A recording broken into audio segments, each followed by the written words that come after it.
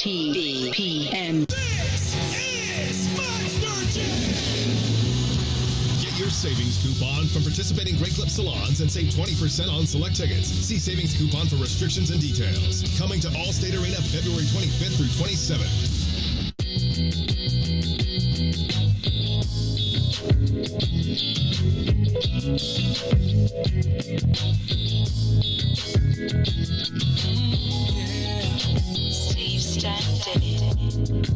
I've never been lucky at love, no never. I've never been good at holding on.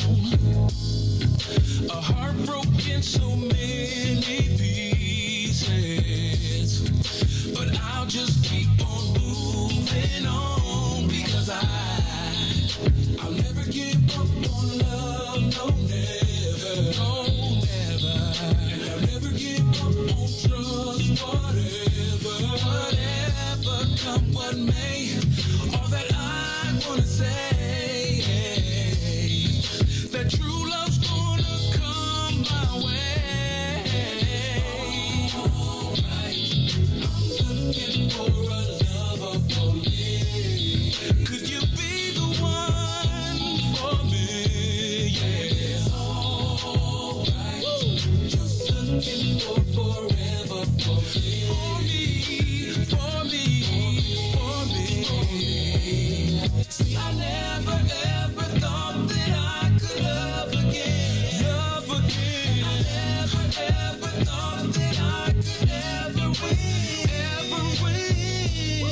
But don't ever give up, no, and don't ever give in. See, I pray that true love finds me in the end. I'll never give up on love, I will never. And I'll never give up on trust, I will never. Looking for a lover for me.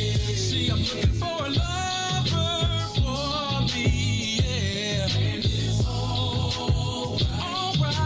Looking for forever. I'm looking for forever. For me. Every night. Hey, make love to her right. Oh, find her there. She's the only one that I need. She's the only one. I'm gonna treat her like mine. See, I'm gonna give her everything. Whatever she wants. Plus a 10-carat diamond ring. Baby. Alright. Woo. I'm looking for a lover for me. Looking for a lover. Could it be you? And it's baby, it's alright. Looking for forever for me. I'm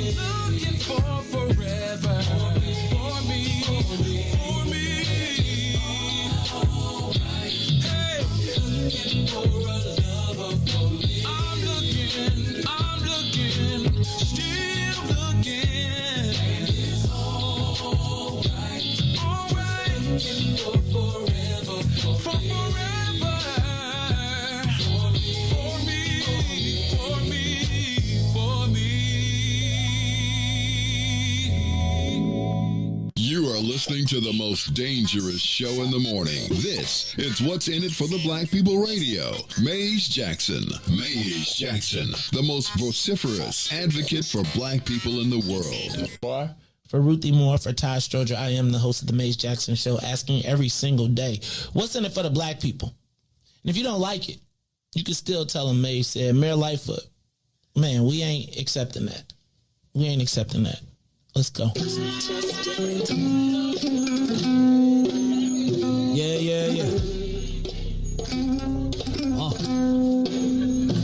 Let's get down to business and go ahead and address the facts, man. Lightfoot seems more lesbian than black. Rahm Emanuel's another case. He was just as tired. 50 closed schools left much to be desired. Police had Anjanette naked on that body cam. They suppressed the footage so it couldn't touch a lot of hands. Reminds me of that 16 shots in that cover-up.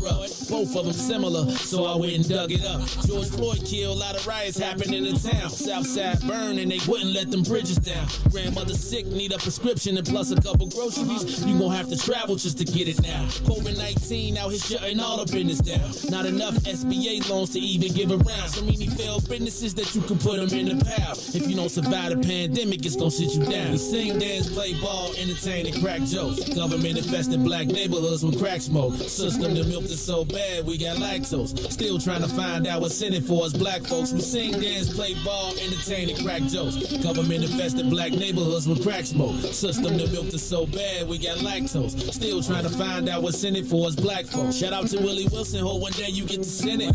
We need some different players in the game to handle business. Too many shady characters like Madigan and Blotto. But when you really break it down, it's typical Chicago. City full of gangsters, it's what the land was built on. Same streets with hood legends, DNA get spilled on. Carjackers out here lurking, trying to get they steal on. Looking for a block to put them Hellcat wheels on.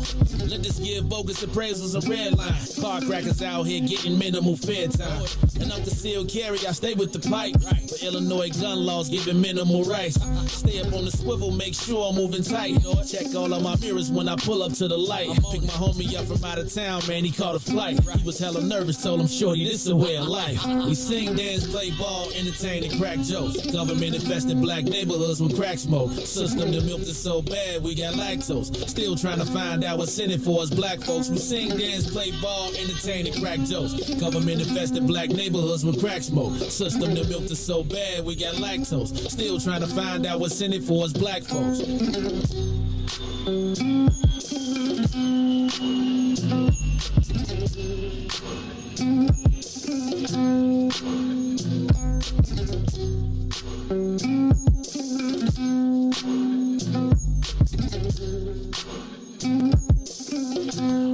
Wake up, Chicago! Wake up, world. This is the Maze Jackson Show. I'm your host, Maze Jackson. In the building today. On a Monday. And fresh. Just get off the floor. Get up. You tripping. Look, she just came back from guerrilla warfare training. She all shiny. She trying to tiptoe in, trying to be like a ninja. You can't do it. A ninja. What you call me? In the building. Let me see. Now we gotta readjust my cameras. I was all set for my super tone. It's Monday. Hold on. Look at you. Get pumped up. Hold on. I'm trying to figure out who is where. Oh, it's Monday. Right. I'm trying to figure out. See now. I had it all set. And then, dope. I tried. No. Actually, you did good. Because you know. I was like, wait a minute. I really didn't expect you back. I know you didn't because I don't got no papers. But you know, Maze, you know generally, if I don't tell you I'm not showing up, I show up. Because if people expecting me, I would never just not show up. I would at least text you. Well, I'm going to tell you, Ruthie. You at 6:05. And be like, I'm in the building. Hold on. So I'm trying to get you straight. Trying to get you on the camera, get you so you're not like. I could just be a voice like Riis today. Not. You know you can't do be a voice like Riis because you be having to talk like this. You know what I'm saying? Because that's how Riis be talking when he be talking on the talk. All right, so I'm going to change it up a little bit till we get it together. All right, y'all, it's the Maze Jackson Show. I'm in the building. It seems like we got a whole flight crew on a Monday. I was like, and we had a print you see. Now, this is the first time I was ready without some papers. Nothing happened this weekend. And now I don't know about that. Good. I don't know about that. So let me tell y'all, it's the Maze Jackson Show. So we are all in the building. It's Maze, Ruthie, and Riis. Ruthie Moore, how you look, Riis? No scarf. That's good. She got a high neck hoodie on. No, it's a she girl's trip. That was the worst one. I seen the movie. Man, listen. I seen the movie. Listen. Yeah, Right, you know okay. what? You know, I think out of the Caribbean places to visit, I think I like Jamaica. Duh. Bahamas was okay, but What- Jamaica, The Bahamas is like going to Florida South. kind of. Jamaica is like you in a different island, but they got the island. But they speak English, kind of. man. But right, but they speak English when they want to. Kind of, right? They be patois you until it's time for the check. So they want the Right. money. Woo! They will hustle Woo! you though. Is that what it's called? Man, they work. Good God, leave me alone. See, but I the don't white need ladies, no more wooden figurines. the white ladies be like, the white ladies be like, oh. You know how Now they they get mad because you ain't got your hair braided. They couldn't braid your hair. They get you, sister. Right. Just like they get you sister and brethren. But you know, they really My sister support the blacks. right. But the problem is, like at the resorts, they have predetermined that they are going after the white people. So like you got to just put it down with them when you go to the resort and just be like, look, Joe, Leave me alone. you can first of all in the resorts they're not allowed to do that. Right? Like, they got security at the beach, the whole thing. So, like, can't nobody come sweat you with it. You got to either buy it from the resort people or whatever. But the thing I like about the resorts, like, once you establish to the black people, like, I hit them. And then I be like, look, Joe, do not be treating me like these white people. And then they start laughing. I be like, don't try to America me. And do not try to treat me like the white. Then by the time it's so like, and I'd be like, nah. And then I see them, like I do it, I whisper, right? Then I see them at the restaurant, and then they'll be, they be hamming it up for the white folks. They be like, welcome to the island. I'd be like, nah. When they come over to me, they be like, all right, brethren. And then I'd be like, don't hit me with the brethren and then treat me like the white boy. And so, Yeah, that's real. right, like, don't call me sister. Then if it's sister, then you don't charge me the $80 that you finna charge the white people that it only costs you $2 to make. They got you. All of them. Ah! I just call it spurring the local economy. I'd be like, look, you spur the local economy with the white folks. You show me a good time. You know how they be like, welcome home. They be like, welcome home. That's right, though. Jamaica is the best of the islands. I just think Florida, the Bahamas is like if you, like the Bahamas is. The Bahamas, if you just want to sit on the beach and relax. But if you want like some I still want some culture, I just still want to sit on the beach and relax. that's fine. But you got to at least get some type of culture. I used to do that. I went to a Rastafari village. I've been to one too. I liked it. I did. To what? Too naked. What type of village? I was in a real Rastafari village where the kids didn't have no clothes on. They ain't had no running water, right? Like it was like Nah, this one they had pipes. yeah, little bit better. this was in the mountains. Like This when was I in the used to go mountains. sport, when I used to go do my thing. Mhm. Now that coffee, woo, that Blue Mountain coffee in the morning, Strong. man, with a little bit of your dig. I used to hit it with the Baileys, pow, every morning. Cause I mean, it's all you can eat, all you can drink. It's all. Excuse me, hit the Baileys in that, please. Thank you. What if it ain't an Irish coffee? What you call it? Jamaican coffee, man. liquor, Jamaican Mate, coffee. no, I just call it, hey, man. You know how I do, because I make, once I got my routine, it's like I make friends with everybody along the route. Like the jerk chicken man know that when I come, he be like, man. Yeah, man. Everything Irish. Everything Irie, man. Everything You know I got you some. You know I got you some.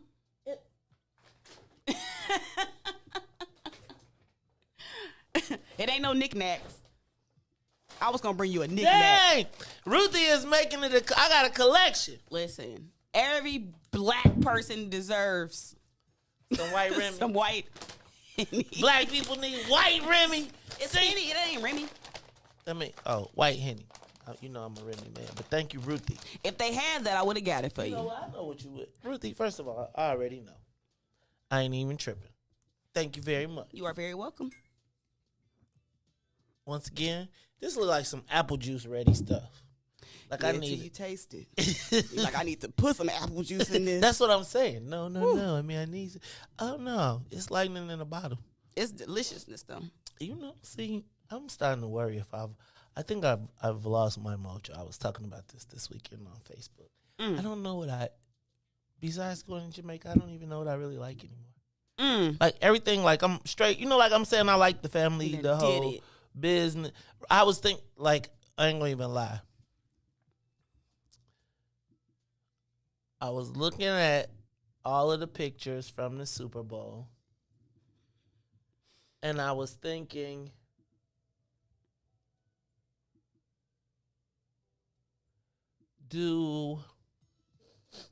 how do I explain this? I feel like I could have went to the Super Bowl, but I would not have wanted to go kick it. Mm-hmm. I would have wanted to go to the NFL sanctioned, like, I want to go to the black tie event they had on Channel 7. And I want to go home and give me a dinner, and I want to go home and go to bed. Then I want to go to the Super Bowl black tie joint on Saturday night, go to dinner, and go to bed. Then I want to get up, go to the pregame activities at the stadium, go to the game. Go to the game and go to bed. But I don't feel like I anymore am interested in the I feel like I'm not interested in the chase anymore. You know what I'm saying? Like I feel like sometimes you go to those events and you be in a race to go to as much stuff so you can post and be like, I've been to this and I did that and I saw this and but it's like I don't really feel the inclination. I don't know. It's just a weird space right now. I don't feel you don't care about the pomp and circumstance. Like, right. I don't know what I want to do right now. Like, I antsy. promise you. No, it's not antsy. I feel like I want to be I got like one like objective that I got to get to in June. And then I feel like I'm like I got to something I gotta get a hobby. Maybe I'll get a hobby. Maybe I'll get a boat. Right? Ooh. You need a less maintenance hobby. Why don't you start woodworking? Well, I'm gonna do that at In your wood shop. At where? I'm not doing that. I'm scared to cut my finger off. I do not want to be a rhyme at like 50. Birthday. But I got this dope cabinet though. Thank you. I don't know. I'm gonna figure that out. But anyway, it's the Maze Jackson Show. So Ruthie, you back from the island. Did you have a good time on the island? Of course. I know you do. I know you did. Of course. It's beautiful. My cousin, man, there's nothing. Okay, so there's nothing like the very first. So one of the very first times I went out the country. Matter of fact, the very first time I went out the country was Jamaica. And I will never forget landing and just for the first time and being out of, like, you know, I've been to places in the United States, but to land in the sea, like you landing right over the ocean, but then on top of it, just to see like that blue sky and to see like I had never been to that was. They expanding that airport too. I actually don't like it. Like I feel like it's messing up their coastline. Like, why y'all got an airport right here? Why do I got to look at this plane? It look nice when you landing, but it's all for tourism. But I don't really like the way that it looks. If I had beachfront property or something, I would not want to see airplanes. Man, but I'm just telling you, it's a great aesthetic. It's beautiful though. When you land, it's a good tourism thing. You ain't got to see that bad boy till depending on where you go. Which way did you go? Did you go to Montego Bay way? Oh, okay. All right. Yep. So then you got to make your way around. So you got to figure out which parts you like the most. I was gonna say don't go to Kingston, but knowing you probably go to Kingston. Next time. Don't go to Kingston. I heard that's a different experience. It is a I want to tour different- that Bob Marley farm. I think it's in Kingston or close to it. No, it's not. Where is that? It's like along the coast. It's in between it's between Trelawney and where is Dun Rivers Falls? Whatever. Like that Ocho is. Rios? Yeah. Okay. It's on the way to Ocho Rios. And it's crazy. Man, my cousin smoked at Bob Marley's tomb. It's like they encourage you to be like, yo, be out. It was like It was a lot of recreational going on everywhere. The shorties be sticking the joints through the cracks in the wall in the fence, trying to sell you weed. It's crazy, and it's like, but it's huff. Very much so. Huff. I'm like, y'all, That's this huff. is mid grade. This y'all high grade. This is actually mid grade. That's why you gotta go to the dispensary. Yeah, they had them. Oh yeah, they definitely had. They like had 'em. you really. Did you have your own driver? Because your own driver take you straight to the. You did like because they will. Because I'm take telling you you, where they you will wanna go. go. If you pull them, if you say, "Yo, I'm looking for some," you dig. They will pull over to the side of the road and bring you back a whole stalk. And You be don't even like, gotta ask for it. It's just I got the weed by Molly smoke. And be like, man, like, let me see it. like, let me get that. It'd be Reggie. sticky. It'd be sticky, but it'd be like sticky seeds. It's mid grade. It's not even mid. You don't even think it's mid? No. Man, It's homegrown, as they call it. Man, it be out back. That's why you gotta go to the dig. That's crazy. I mean, I remember it was a time when you went to Jamaica because you could. Man, anyway, it'd be fun. All right, y'all, it's the Mace Jackson Show. So Ruthie Moore is back, hanging out with my cousin. Hey, DJ Riis, speaking of smoking. Speaking of smoking. Smoking Valentine's Day. I think the last time I looked up, I was about to try and see if I could give me some tickets, but there was only 3 left. And I was like, I know Riis probably got the joint cracking. I bet it was like a smoke shack. DJ Riis the Ruler, how you feeling, man? You know I'm blessed by the best. You already know the rest. How you doing there, Ruthie Mo? You tired already? You slept on the plane. Stop freaking. It was like, Yeah. Riis. It's sold out, man. It's sold out. And people was hitting me up like, and then, you know what black people see at first? I had only sold half the tickets, so I was like a little nervous. But like right after like 9 o'clock, my phone just started going crazy. Man, it turned out real good, man. Sold out. People came. It was lit. Literally. It was lit. Literally lit. DJ Riis the Ruler, the man, the promote. He went back to his promo life. Yeah, I had He to a went to little bit. He snuck on in promo life. He's like, COVID over, I'm back. Man. No, you had to have your mask, but it was definitely lit. Yeah, spaced out, so you should have, no, I'm tell you. Promo man. Come on, promo man. If Riis would have been extra slick, Uh-huh. he would have hollered at Big Swill Got the one with the mask with the and whole- said, hey, yo, you should come through and you should pop off the raw mask with the pop off so you could smoke and not take your mask off. But I invited Swill. Swill ain't cross say nothing cross back. cross promo. So y'all supposed to see what y'all supposed to did a cross promo, and you supposed to have had TP Big Swill be like your co-sponsor. Then y'all should have made y'all a little radio commercial, right? He could have had him set up a little table. Right? Then you could have been like, all right, for a little table, it's a little dub of $50. Or, man, since it's a big old family, see, then y'all could see, I got to teach the brothers how to win. I got to teach the brothers how to win all the way around. Because then I would have came in and be like, y'all did this by y'allself? Y'all really thought of this? I am so proud. So much so that I'm going, see, Lil Ruthie, I got to read about it on social media. Damn, I got to read about it on social media. But that's okay, because I'm happy my man did his thing. Hey, Riis, y'all, let me tell y'all something. So if y'all doing something, don't, that's what we do. Right? This little light of mine, I'm going to let it shine. Right? You don't got to hide it under the bushel. Like, The man, bushel. we you know, hide it under a bushel. No, I'm gonna let it shine. Let That's it a shine. verse in Yes. there? Hide it under a bushel. No, I'm gonna let it shine. No way, Maze. Hide it under That's a like bushel. the- No, the hidden I'm gonna verse. let it shine. The Let hidden it shine. Let it shine. That's the part where you let don't it sing. You know how you shine. cut off at a certain part. Like a bushel basket, right? Hide it under a bushel. That no. is not a part of this little light of mine. Look, What you think, I'm gonna let though? the comments- What you was gonna light it? Let it shine from what? You had to hide it. No way, What Maze. the whole point was, you wasn't supposed to hide the light of the Lord. I'm gonna wait for the comments to pop up. It's okay. This little light of mine.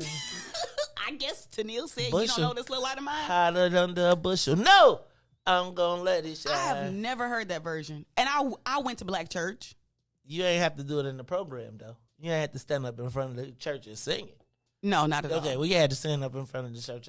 And by the way, my mama sang every song in the Red Baptist Bible hymnal. So I feel like I probably could tell you all the pages with all the songs on. Because I feel like we darn near sang every song in the Baptist hymnal Bible book. Mm-hmm. So yes, I know all the, right, that's why I be like, oh, victory, and I know the words. Because I had to read them. Because, you know, you be mad at church. Like, they be like, open your hymnals. Mm-hmm. So now you be like, how y'all pick this song? How in the heck did you pick? And you know what I used to hate the most? Because when we went to, like, Nazarene church, Mm-hmm. they sang all the songs, all the verses.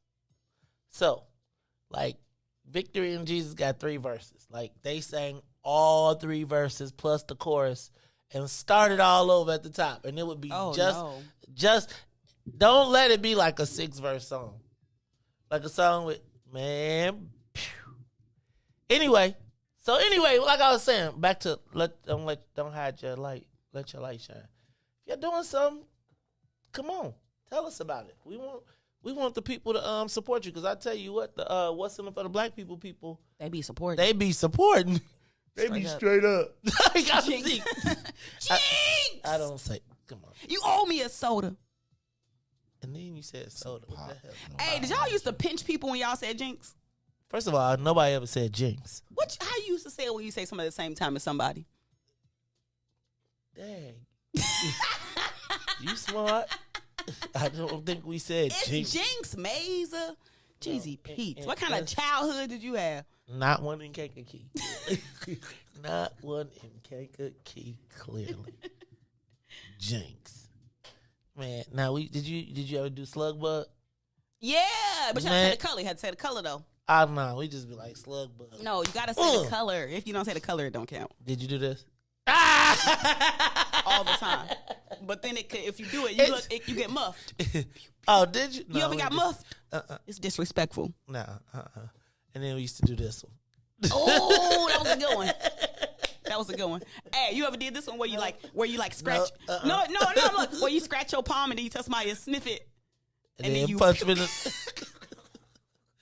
My favorite one, though, is, did you see that, like, when they used to do that on Tom and Jerry? When Jerry used to be like... And did you see the Tom and Jerry movie?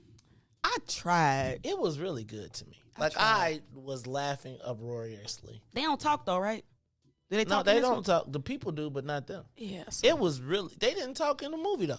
I know. I mean, it was real. My son was like, "Are you okay?" I was like, now he laughed, but I mean, I was just like, "Oh my God!" And they brought all the best stuff back. All right, this is the Maze Jackson Show. I don't know how y'all we got. live in these comments today. Why would they say? Because they up from last night. Because they all excited about Mary J. Blige in her thick old thighs and her all white thigh boots with look. Hey, auntie. Speaking of that, you know you can get you some Auntie Lives Matter shirts Yes. at TP. So you know you want to get those too. Big Swill got all that stuff up there.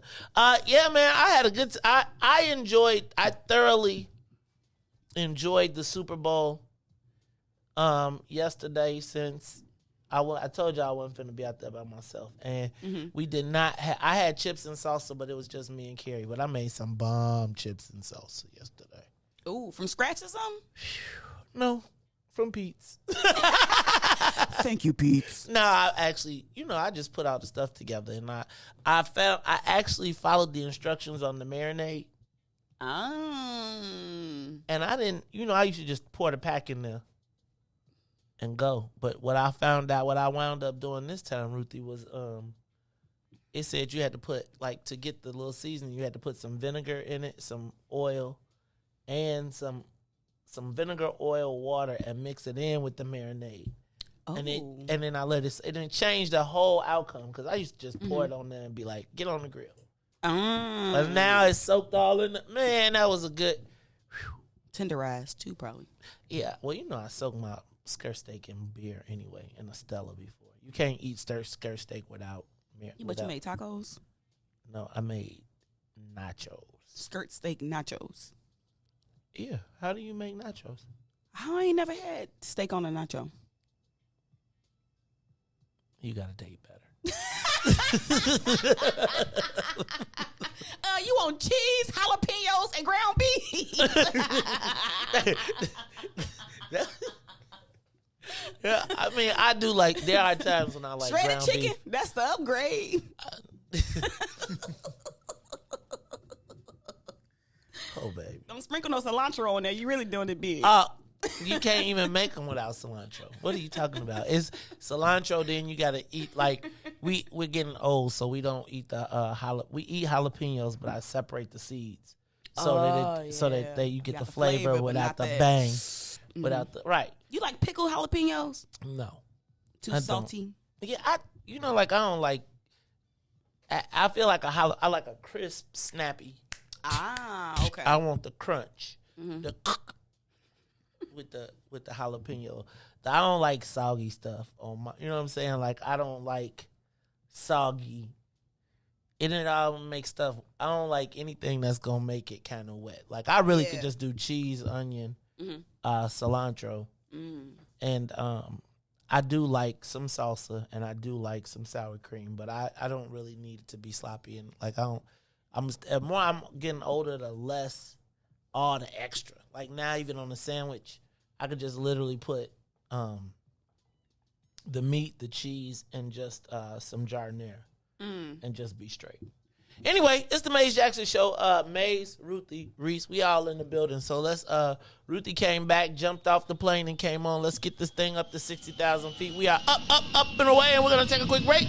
We'll be back after these messages. The Maze Jackson Show will be back after this break.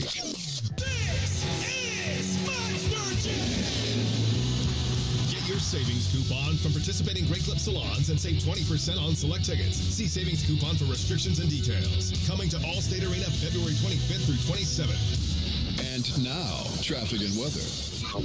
Yo, who said devotion has to be sad?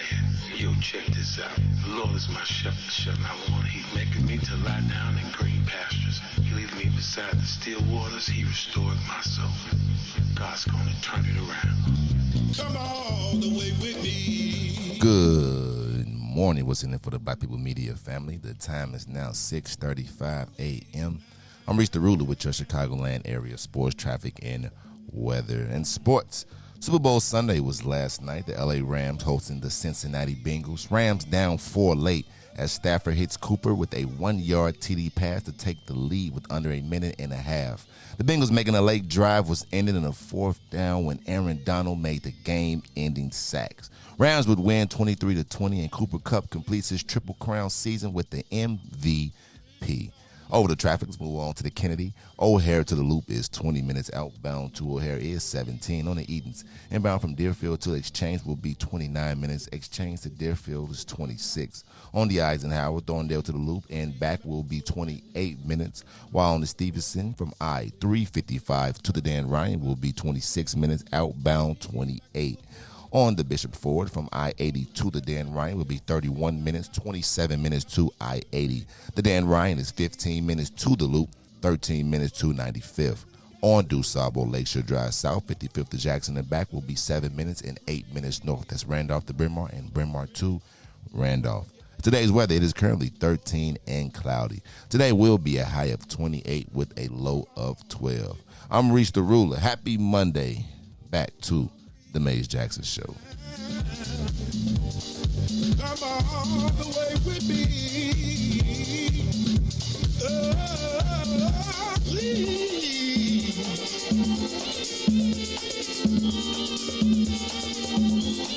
God's gonna turn it around.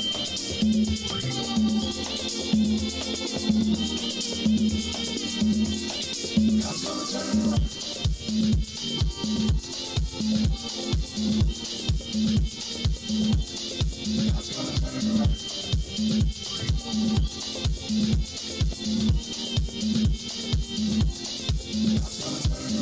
Glory to Gethsemane, to Golgotha to the grave, from the grave back to glory.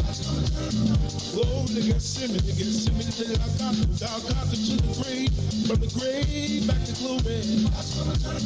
Glory to Gethsemane, to Golgotha to the grave, from the grave.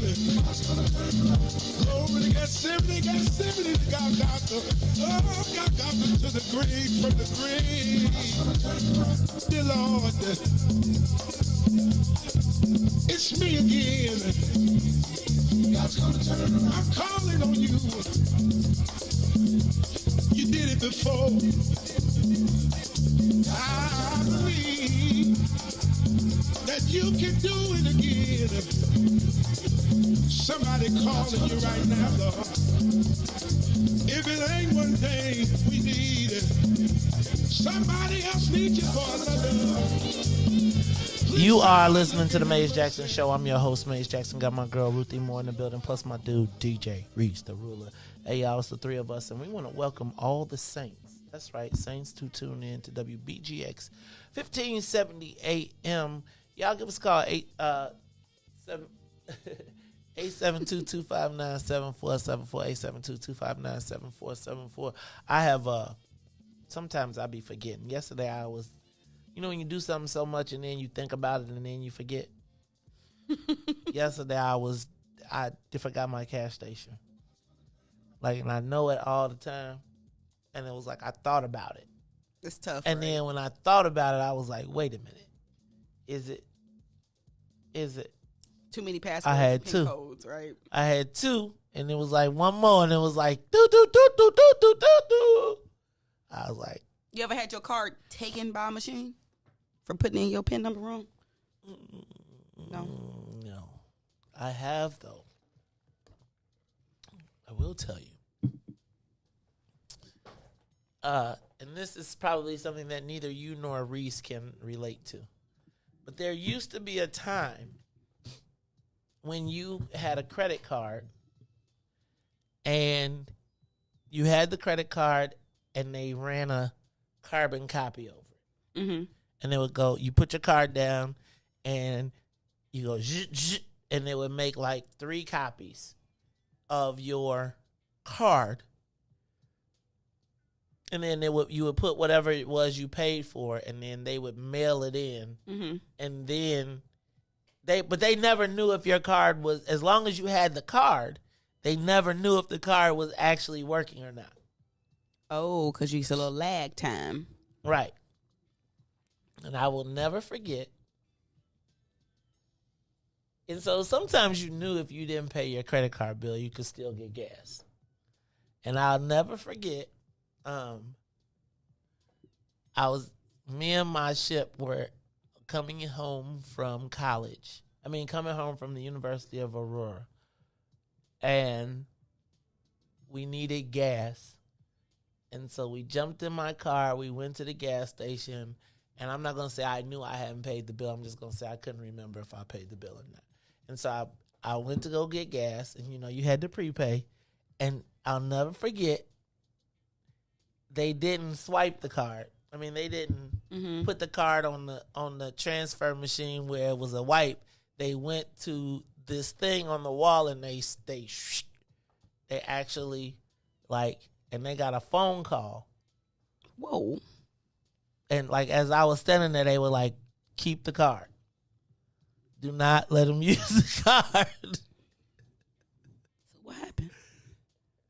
They took the card and I don't know how I think there was like a simultaneous gas, and like if you took the card and that's all I got, and he already filled up the tank.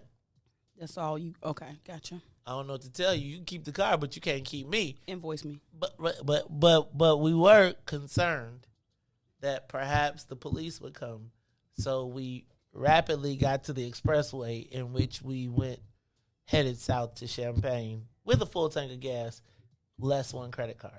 But Did you get your card back? See, that's what I want to know, right? Yeah, I got questions. Like, do they send it in the mail? Did they paid you or something? No, because the card had a balance that wasn't paid. Right, but I just gave a random dude that's behind the counter. I don't care who called him. If you don't give me my card back here, you ever seen Menace to Society? Let me say this. let me say this. I think I was in such shock, and the phone rang. And it said, keep his card. That's him, right? I was like, shh. Hey, Joe, I don't know how I feel about that. You going to give me my card back. You gonna give me my card back from the inside of a cell. I didn't go to jail for that. Joe, you could go to jail for using a credit card that is not paid for. What? Yes. If you let me swipe it, that's your problem. I guess maybe that's why they changed the technology up. Got to. Yes. Got to. Okay, wait a minute. Yes. Got to. Like, okay, so imagine jail? If you had a credit card that you knew you hadn't paid the bill on, and you charged, let's just say you went to the store and you decided you was going shopping, knowing that the credit card actually. Oh, it's like writing a fake check almost. Right. Okay, I got you. So they were like, because I could have essentially, because it was in between the places where the world was in between two places where they could actually swipe it, because we really didn't know what barcode. Like, we had barcodes because they started to come to the grocery store. I'll never forget when I went to the grocery store and the dude was like, doot, and he stopped going. Wait. Y'all used to punch everything in like do. Like, you used to go to the grocery store, and when you went to the grocery store, there was a keypad. Like, it was a keypad, and every item had a sticker on it. Oh my God! And the dude would look at the sticker and punch it in, and he would be so cool, right? It would be no swipe though. It was literally like. It'd be like 69 cents, and he could punch it in. He knew the keypad very well. Old school. Right? But that's how it was. So again, if you got a credit card that all they need is the name, is the card, the name, address to swipe the front. So imagine how your credit card is now. It used to have your name, address, and full address and everything on it. Yes. That sound ripe with fraud. Right. Because there wasn't a way, because there wasn't y'all scammers and card crackers. Right? But The worst you could do, so it was honesty based. It was trust based. They was sending them out in the mail like that? With your name and your stuff on it? Oh my God. So you would get a credit card. So again, you know what a carbon is? A carbon copy? Yeah, I actually remember them making. And they would have the machine where they would put your card in this little square, and then they would take this roller, and the roller would make this piece of paper.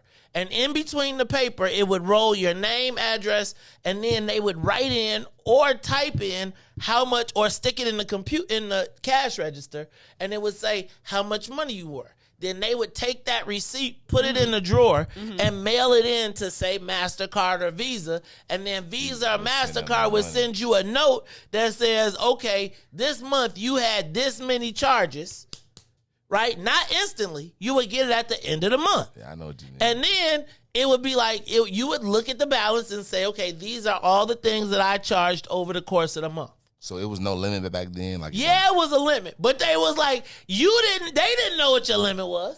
Right. What? So that's what, yeah. See, now, y'all invented card crackers. That sound like, it sounded too easy. Like, you gonna really mail me every, you just, nah. They knew your credit limit. They could call. That's wild. Right? Like, so there was a number that they could call. So say you charge too much, they could call and say, what's their credit limit? And the company would say, okay, they could charge up to $500. or $700. So you couldn't really get all the way over. You never wanted them to call. Like, so you never charged up something that was extra. Okay, I got a real question. How did y'all pay? How did you pay your credit card bill? You had to mail in a check. A money order? A check. You mailed in a check. Yeah. Like Gotcha. you had a checking account, and then every month they would tell you what your minimum monthly balance was. Yeah, and then now I understand why that generation credit messed up. Okay, now it makes Riis. It makes so much sense. The white man really got y'all for that. Riis. I ain't gonna lie to y'all. Let me tell you, White man. when you went to college, let me tell you, the first week of college, you hit the yard, and they give you a credit card, right? Like you could just sign up, and they would get, and these credit cards started coming in the mail, and the limit would only be $300. But right, $300, and then next thing you know, you went to the mall. $300 in 1990 though. Exactly.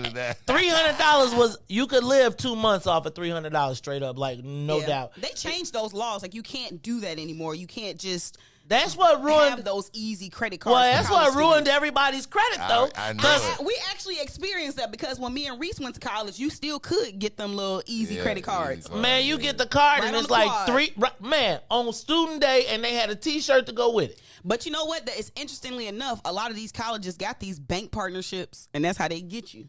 Man, I'm mad now. Right Predatory lending. Right out there in living color. The first commercial was a credit card. Hey, man.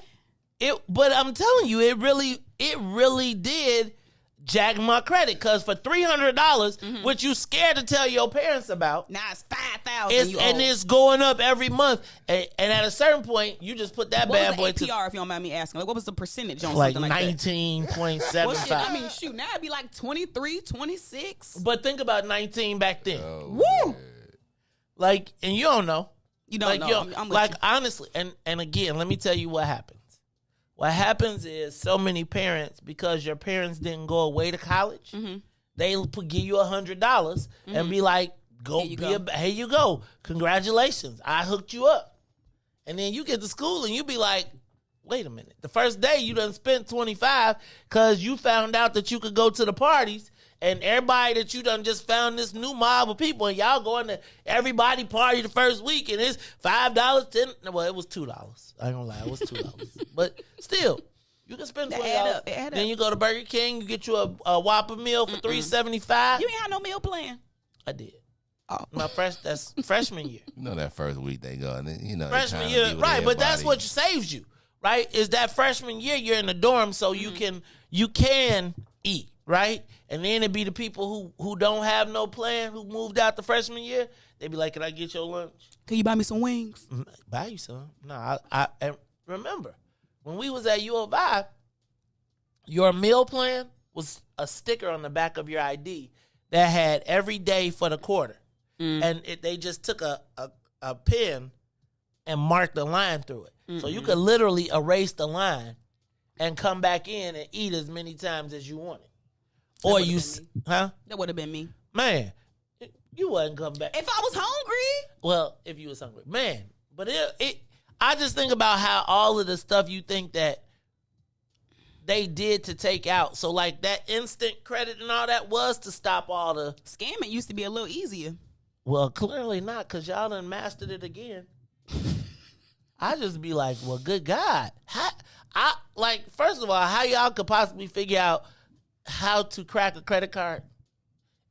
Real talk. It's You the just machines. explained it. You just explained it. You know that little machine? That little thing that machine? just had, that little it's called an embosser. Not that I know, but it's called an embosser. You know, you need to put the little thing on it. You got to get you got to get the cards, and it's like a little strip. The blank cards. Right, so you got to get the blank cards, and then so now I get your credit card that like has your numbers. So I got the machine that I swipe all your numbers onto my card from your card. All I need is the swiper. Because it's digital. It's like a digital carbon copy so like now. Now that digital copy has your number from your card in. So if it's a MasterCard, I get me a MasterCard, swipe that same MasterCard numbers on my card, and now I got your card. But low key, you really don't even really gotta emboss them like that because You don't, but it's most, but you know it's- how but they that used is- to ask, "Can I Yeah. see ID and a credit card?" Nowadays, they don't really don't. ask for ID Right. unless you want a hood spot. Right. And if you don't use the embossing one, then it's going. You could just put like the numbers on there, so that's not going to They swipe. actually use gift cards to do that, Yes, they do. so you can go buy a whole bunch of gift cards, correct? You can and buy a then whole bunch change of it gifts. to Mhm. credit cards. Exactly. That's exactly what they do. Not that we know anything Not about that. know We just anything. be Just keeping like our you ear to the hearing. streets. You know, man. You know, Power is one of them crazy shows, bro. You know, Power. Man, y'all. So You're right. Scamming is a little bit easier. I feel like if you have the money to buy the equipment, right now, But hold on, let me ask you a question. Do you think any of that stuff is made in America? Exactly. leave it to Ruthie. I'm just saying. Right. That's why Ling Chin be on my joint. I'll be like, what is this Yang Wang? Cause yeah. But you can really order a lot of stuff off of Amazon. Like if you just like, oh, I have a store, you can get everything you need. Really? Kind of scary actually, how you can. Yeah, but is it like The you key, get the at key to wholesale? scamming is you just got to get your different parts from different places. You can't just buy all the stuff in one place. You got to get something from over here, some from over here, some from over there. Put them 3 pieces together. Now you got you a whole card cracking operation. And this morning, right here on the Maze Jackson Show, how we went from what do you call it? Rolling your credit card to now how you can officially crack a card and say, yeah. You think it's a victimless crime? Hell no. No. Have you ever seen your I got bank account emptied? Yes, I have. You get your money back though, don't you? Yeah, you do. Eventually. Yeah, you do. It take about 7 to 10 business days, but I got mine cracked like the day before Christmas. Oh my God. And like I had, and it was like crazy because I was in the store buying it, and when I called like the lady, she was like, "Sir, it said you went to the bank and withdrew." I said, "What bank?" I only go to one bank. You can check all my transactions. I go to one bank. It was some bank that downtown on Jackson, and he was like, "Yeah." I was like, "I guarantee if you pull up the footage, it wasn't me." Somebody had put a little card cracker on the ATM, so everybody that night that had put their Oh, they card, put that skimmer on they there. put the skimmer, so that they had stolen like about 20 people credit card numbers off that alone, and so it took them 7 days. Yep. And went and withdrew your cash. Yep. I got this. I'm like, decline. I'm like, what you mean decline? I just got paid. Took all my money, but it came back though. Good. Man, that is crazy.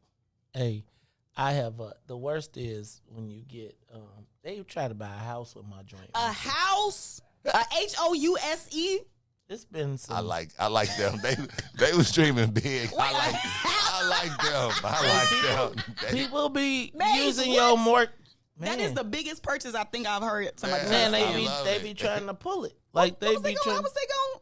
Man, we talk about it later. What they thought they was gonna do with that one? Live in it. They do. Hey, my name Maze. If Like, you no, but you don't. They don't. I don't feel like they use all your stuff. I think they get your information. Like you would never know if nothing comes up and if everything worked. Man, Charlie, these people are the dark web is some scary stuff. I'd be like, dang. Every time. I mean, I'm just. you know what the best thing you could do though, and it's just annoying, but freeze your credit report. That's really the best defense. Is that defense or offense? I don't know which one it is, but that's the best thing you can do to prevent people from opening up lines of credit in your name. But if you want to unfreeze it to buy something or something, you got to go through that process. But they say you should put freezes on your, like if you got elderly parents, if you got young people, you should freeze them credit reports and only unfreeze them when you need to. We should have a conversation about that. I'm gonna have to get some. Not that y'all know any card crackers, but jeez, sheesh, yeah. I don't know any. Good God, I'm all in this mug. Like, well, damn. Let's get us not get us in any trouble. This is the Maze Jackson Show.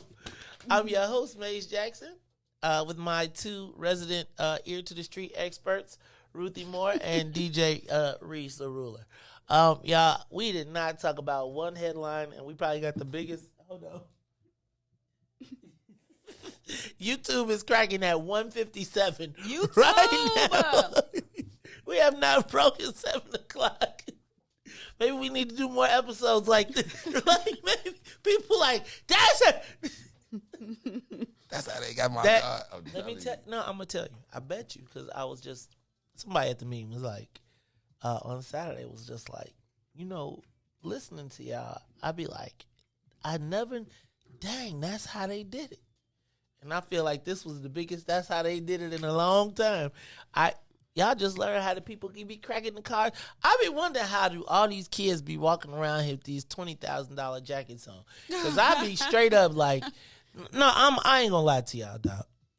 I look at these young people. How could I say this? I think there are some things that as I get older, I feel like I can purchase without guilt or shame. Mm-hmm. Right? Like, because I don't think I'm purchasing quantity, I'm purchasing quality. But I'll be looking at some of the stuff, and like, say you look at a catalog or you look at, I'll be like, oh, that's really cool. You see like these kids be like, oh, that's really cool. That's a cool jacket. Mm-hmm.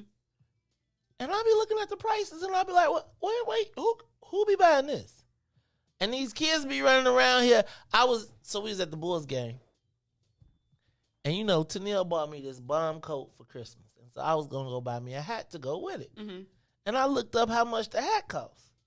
And I was like, I might have to get me a Mays Jackson for this. Like, I might have to go, I'll give me a trip to somewhere warm for the cost of this hat. Mm. And then I'm at the game and I see these young people and everybody got one of the hats on. And I'm like, now, how y'all got the hats on and the jacket and you look at Big ticket items. I noticed They that young didn't try people to get buy no more house. expensive big ticket items. They went for the hats and not the house this time. Like they jeans might be like, like non-name brand. Like they might just have on like a little graphic tee or something. But parents buy, or maybe they buy it for themselves, but big ticket items like the Yeezy shoes or like the Canada Goose jacket. Like they get like it's the items, but on the everyday level, I kind of see young people dressing a little bit less. I see. Like they, Yeah, I feel like name brand is not as big. It's like I have on a Target outfit, but I got on this Gucci belt with it, or I got this Gucci belt. I don't know what kids wear got Gucci you. belts, but They or do. I got this man purse that cost a lot of money. I see a lot of that going on. Go ahead, Riis. It's not a man purse. It's a one strap bag. Oh my goodness! The bag that Pardon has me. one strap Pardon that me. goes around you. Pardon me. A merce. Pardon your merce. Not a merce. It's a merce. Unless you got a weapon. It's a in it. knapsack. Now, if you're carrying a weapon in it, then I'm gonna not mess with you about it because I've learned here lately that is a tool of the. That is a interesting toolkit, too. Like, I was like, man, I saw one. I want one of them. They got one from Toomey, but it's not like it goes across your back. But I don't want to be like strapped. I want it to be like strapped. A backpack. Yeah, but I want a new backpack. But yeah, Riis, you wear a man purse? I mean, excuse me, a man strap bag. What you call it? Strap? Mm-hmm. He got a merce. I have a one strap bag. That's one strap. Not and strap. I put it over my Oh my shoulder. gosh. Men should not be wearing anything that straps on at all. So I was gonna tell you, Riis, you gotta rename it. Don't even use strap in it. Next thing you're gonna have people Call it a pouch. man. I actually when I was a shorty, we wanted to have. That's when the fanny packs came out, but they didn't call them fanny packs. We said we wanted a pouch, A pouch. and everybody was a pouch and a beeper. A beeper.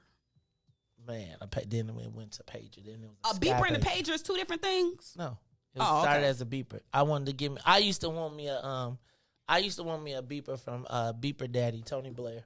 Beeper Daddy. Man, I used to hear Tony Blair's commercials on TV on GCI in the suburbs. I'd be like, man, I want me a beeper from Beeper Daddy. My parents would never take me to Beeper Daddy ever. Beeper Daddy. Man, Sound like somewhere you ain't supposed to go. Beeper Daddy. No, Beeper Daddy was Charlie. That don't sound right. Tony Blair's Beeper Daddy, boy. Tony Blair's still in the business too. That brother, man, the Beeper, man, shoot. They remember when they first came out with beepers and they had colors? Yeah. Then do you remember when the screen got big? Then came the two-way, and then the world went to the left. Y'all got them sidekicks and went sideways. All right, y'all. It's the Mace Jackson Show. We did not talk about any headlines. I'm going to run through some of them real quick before we get to the break. So it's going to be speed headlines. Yesterday, first of all, happy Valentine's Day. Thank you. Happy Valentine's Day to everyone out there. Happy Hallmark Theft Day. Happy Singles Awareness Day. Happy Shake the Men Down Day. Happy your man probably about to break up with you so he don't got to get you no gift day. Happy Ruthie get an upgrade day. Ruthie, you tell all the terrible stories. I'll be like, Ruthie, where have you been in your life? Nowhere. Oh, my goodness. All right, y'all. So happy Valentine's Day to everybody out there. I'm going to have y'all call in a little bit later. Matter of fact, keep the phone lines open. Did I say First of all, hello to everybody from WBGX 1570 AM. We want to thank you all for getting here every day from 6:30 to 8. Shout out to all the sinners who tune in YouTube, Facebook, Twitter, Twitch, and stay with us all the way from 6 to 9.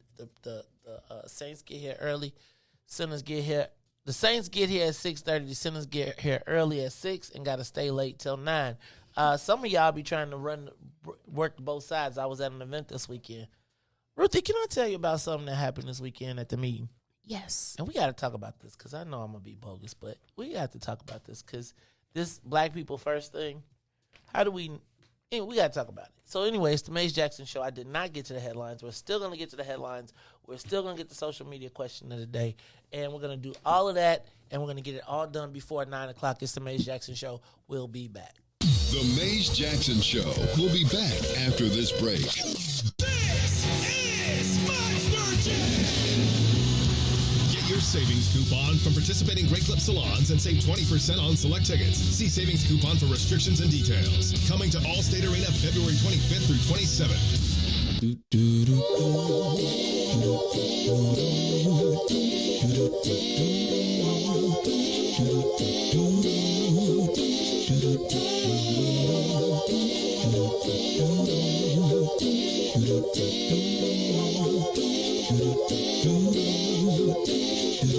Well, sometimes I go out by myself and I look across the water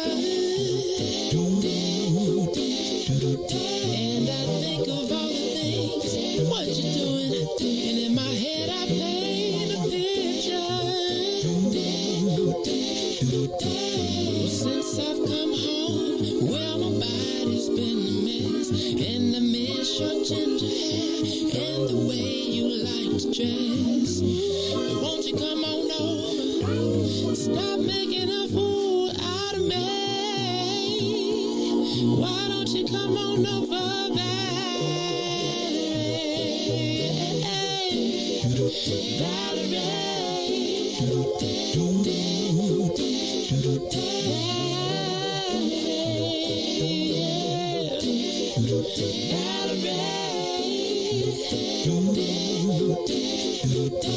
Did you have to go to jail? Put your house on up for sale. Did you get a good lawyer?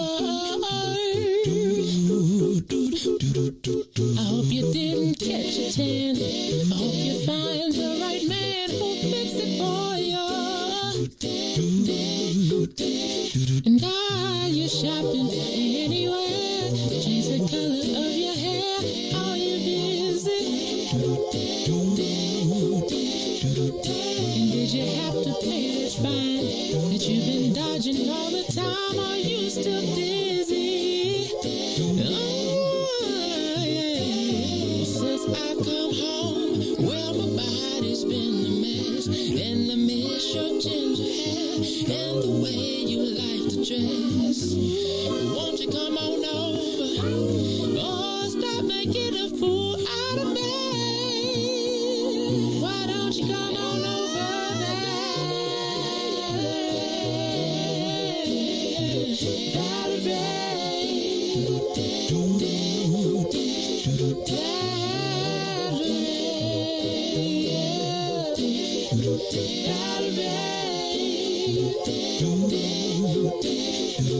Well, sometimes I go out out by myself, and I look across the water,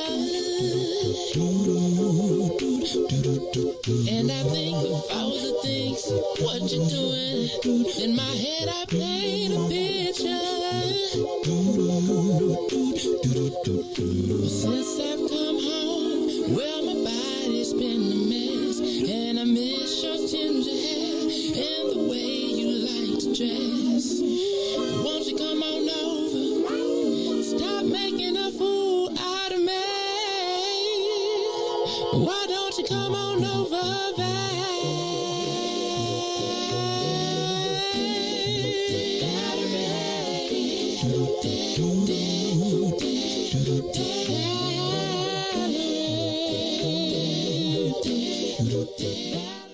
Back to the Maze Jackson Show. You are listening to the most dangerous show in the morning. This is What's in It for the Black People Radio. Maze Jackson. Maze Jackson, the most vociferous advocate for black people in the world.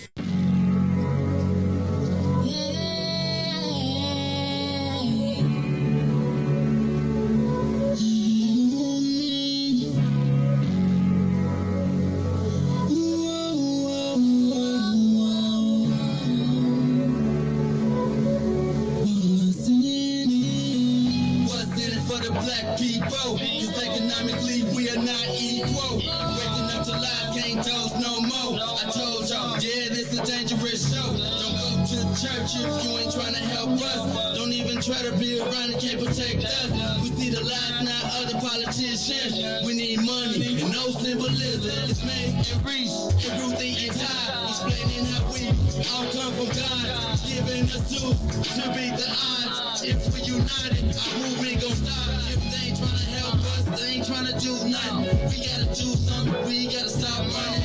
It's time to confront the problem. Really, you expect you oppressed to solve.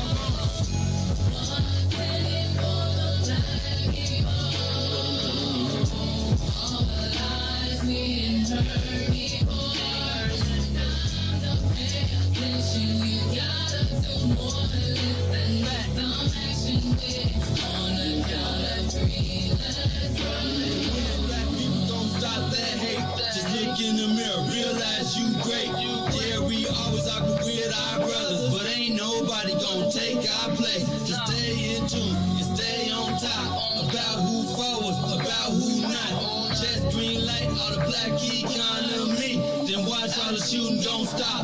To my black people in power, just remember we put you in power. If you really wanna save all the black princesses, be Mario and I Bowser. They gave us a hard job.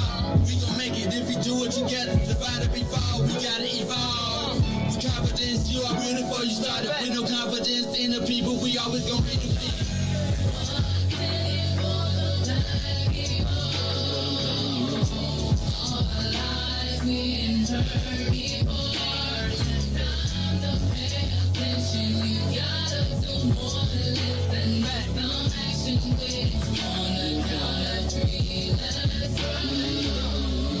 What's in it for me? What's in it for you? Who's telling the lies? Who's telling the truth? Black people realize the sun shines for you. So stop the divide. See what melanin do. What's in it for the black people?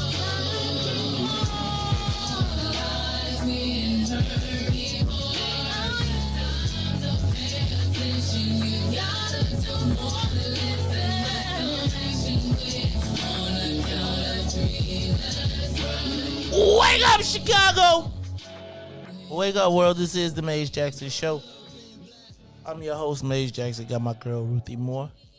DJ Riis the Ruler on this Valentine's Day. Shout out to my Valentine's Day. My Valentine, Miss Carrie Case, Mrs. Carrie Case Steele. Be like, wait a minute, Mrs. They be like, Mrs. People be like, how's Mrs. Jackson? I be like, it's Mrs. Steele. They be like, wait, did you change your name? You know what I'm saying? It's like, it's pretty. I feel like I had meant to tell you that was a house gift that I got you. Oh. Ain't no house gift. Ain't no house. I don't do. Then you give it to Carrie here. You know, like that. I don't want no house gifts. You give it to Carrie. I got you one last time. This one for the house. No, I don't know. Ooh, I do not want no house gift. If I gotta share it, Hey, you should get a Valentine's house gift. No, I should. I don't want no house gifts.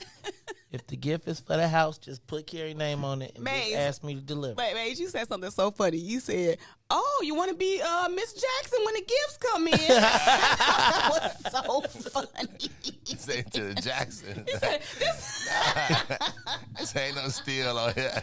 Right. Just be like the Jackson. Right, when the Christmas cards be like Jackson, they be like, I'll be like, let me open it. Hey, if it say Jackson's, right? If they don't make a delineation, I'll be like, that is for me. That's for me. I don't want no house gifts. Damn one. Not one. Nope. On my own. It's the Maze Jackson show. Happy Valentine's Day, baby. They don't understand. People don't understand me sometimes. It's okay.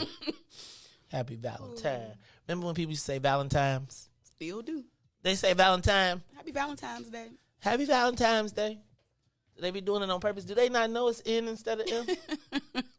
Just people, you know. Just like Omarion.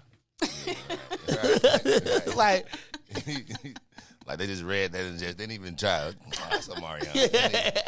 I'm crying.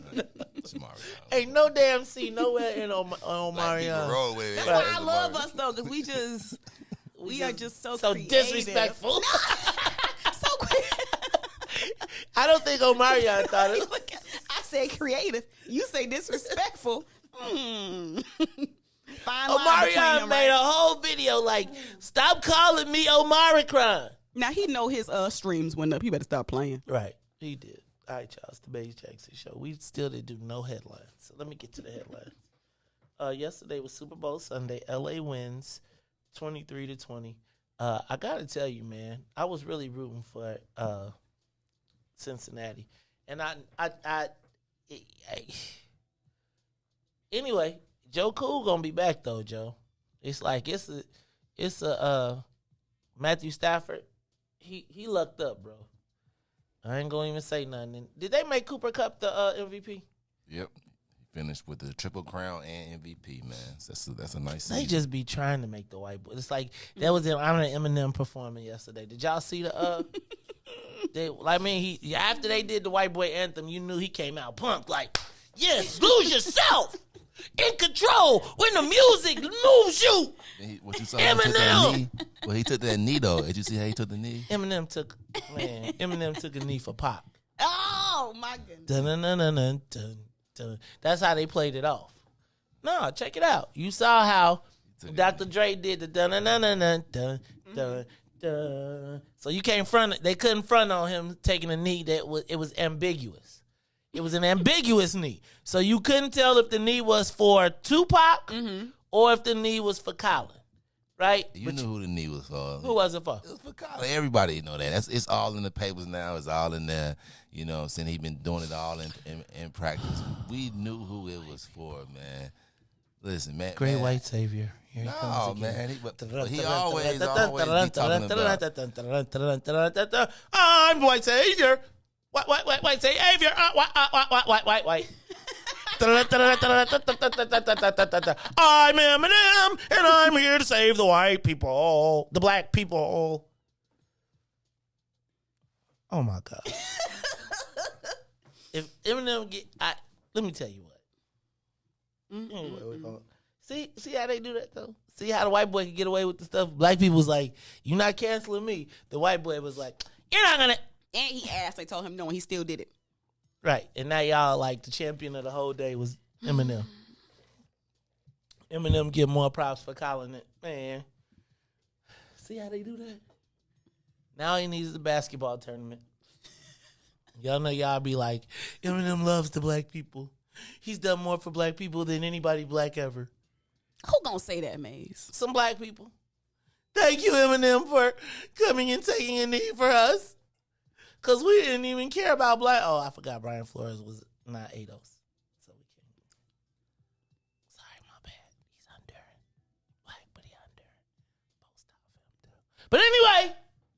all good. Thank God for Eminem taking your knee. Biggest story so white people could be like, see, we fight for your freedom. I'm just telling you. What if the yeah.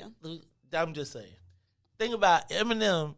So for everything that Colin went through, Eminem gets different. Now Eminem's a hero. Guilt. It wasn't white guilt though. It's like white. It's white recycled guilt into. It's like they take the guilt, they take the shame, they take all the disrespect, they ball it up and say, "See, we're not racist." Thank God for Eminem, because you know all the people that was singing "Lose Yourself" are not really our friends. That was the white people anthem. That was the white people rap anthem. Just like "Jump Around" used to be the white people, the white people rap anthem, and then they'll bump into you. Then you can make her play it like "Jump Around," like "Lose Yourself" is like, see, we could rap too. And then when the black people be like, "Lose yourself," then we be like, and we give them the Colin instead of the pop. And he did it. And if you want to impress me, and you took the knee for Colin, do it. Put American flag up and do it. Badass. He ain't gonna take it that far. Cause we gonna give him the white boy props for just what y'all say. We be so down so bad. We just happy anybody even acknowledge.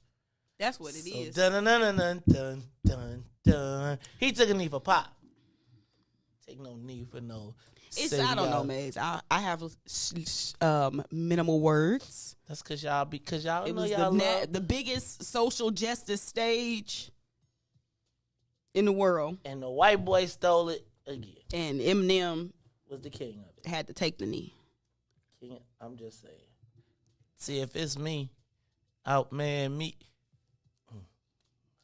But can I tell y'all something? You know what we love? What we love, Maze? When black people be in all white. Oh yeah, like a white party. Like all white. Yep. I like Dr. You know what I think? I think it goes back to like slavery. It's our clean day. I wish they would all wore all black. And then wore black gloves, and everybody would have raised a fist in the power, and Eminem would have. Kendrick did. Cause he got to make his he got to get his slave comedy get together. He got to get his slave. I was like, really, with your brooch. That was nice. With a brooch. What was the brooch? What was it? Was it like a cute little lady? He had on Janet Jackson, Rhythm Nation. He had on the Janet Jackson Control outfit. That's what he looked like. He looked like Janet Jackson doing control. I got to have a lot control. He did. With his brooch on. What you call it? Brooch? A brooch. He had on a brooch. And it was like dangly. I wanted to this slave guy say this will be good. The South Park guy's like, this, look at the chains. You wear the chains, Kendrick. Okay. I was wondering how they was gonna black this one out. They tried. I mean, we didn't already succumb to the capitalism, so at this point, so you're right. Who really cares? Right now that it's Kendrick. Kendrick don't, because he gonna be doing the slave comedy. Oh, let it go, man. I know, man. That's what we always do. Let it go. Slavery comedy. Oh, we gonna. You like when white? When Dave Chappelle did it. What? Making slave jokes and stuff. But now you want to talk about Kendrick? He ain't make a whole sitcom with some white people from Judaism about it. He didn't. They was making money off of it. I'm just saying. Are they gonna tell that joke? Oh, I'm not allowed to say that. Look, my bad. Oh, Jesus. Oh, my bad. Oh, Abraham. Oh, my bad. David. Dang it. Saul. All right, is that better? Let me stop. I gotta quit. All right, it's the Mace Jackson show. Let me get some more of these headlines. Did you see about the battle at the Reader? Seems like the Chicago Reader, which is actually right next door. Did you know that? The Reader's right in that building right there. Oh. It seems like there is a battle, a vaccine battle going on at the Reader. And one of the People's Champions, LZ Higginbottom, is taking on, and Bob Ryder of the Chicago Federation of Labor are teamed up against, I don't understand why the black people So the owner of the Crusader in Gary and the owner of the Crusader in Chicago are teamed up against the black guy. It's kind of weird. We'll talk about it. The auto show opened this weekend. We did not go to the first look, but did you see everybody at the first look? They said thousands of people showed up to the auto show. My son was like, "Nah, Dad, I haven't been to the auto show, so I got to take him." I was like, Ruthie, I just don't. I do remember the last auto show I went to. I saw my car that I have now, and I was like, "I'm getting that car," and everybody laughed at me. They did. I was like, it was literally. They were like, "And this is the brand new bike," and I was like, "I want to get that," and they was like, "Good luck, you'll never." I had already ordered it. It was already on order, and I was like, I was just trying to be part of the. You know how it used to be like, that's my car, right?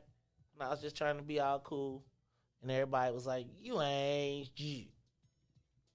Anyway. How about Erin Jackson, Ruthie? Shout out to all the black girls in Florida. Erin Jackson, in case you did not know, she won the gold medal in speed skating, 500 meter. And what was really interesting about the story, I don't know if you saw, was that she was supposed to win, but she tripped out of the gate at the finals and in the United States finals and almost wasn't going to make it. And her best friend made it, but gave up her spot to Erin Jackson. Oh, wow. And Erin Jackson won, and her best friend got 16. So her best friend knew she was the best. It was just a fluke that she tripped, and she was like, you know how I whoop you all the time, but I fell, and like you second best, but in the world you like that far behind. So like that's pretty noble. It was pretty noble.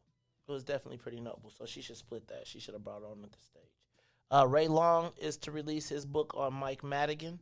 I don't know if you all back in the while we did a lot of stories with Ray Long during the Madigan final days of Madigan. So we'll talk to him at some point. Also this weekend, great Black People First meeting. Again, Ruthie. Shout out to Zaviola Coleman, who is she probably about to be the general, because Zaviola be like, you say it, and we gon'. Nah, I'm excited to see the work. Fellas, I need y'all to come out. I need more men. These sisters are out here ready to put it down, ready to go to war. Fellas, we need to be more involved. But thank you to everybody who came to the Black People First meeting. Ruthie also went to the Bulls game. Went to my first Bulls game of the year. Ooh. Took my wife and son. Ruthie, can I tell you a story? Okay, I'm going to tell you a story. So we went to the game, and we got an Uber, and the Uber takes us like 6 blocks, right? Because it's like, if it's the summertime, we could walk. If it wasn't, then, we would drive, because it's like cold to walk that way, whatever. So we get to the game, and it's the line, and, we get there. We finally going to be there the first time. We're going to be early, and we get up to the thing, and they tell Carrie she cannot bring her purse in.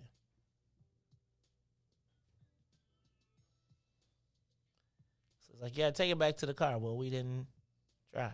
But you supposed to bring a clear plastic bag or something? No, it's pretty standard. You're supposed to bring a bag of a certain size when you come into to an NBA game. But anyway, I think Carrie was like, maybe they're going to just... Maybe they'll break the rule. Riis, you ever been one of these things where you looking at it and you like, now but if I say something, I'm going to be in, so I'm like, we just going to go on here and but you done been to every league rule. They be like, you can't bring it in a bag this big, blah, blah, blah. But I'm not going to say nothing because, I don't want to get in trouble, right? So I'm just be like, I'm going to roll with it. Maybe the guys will be with us, and they will just.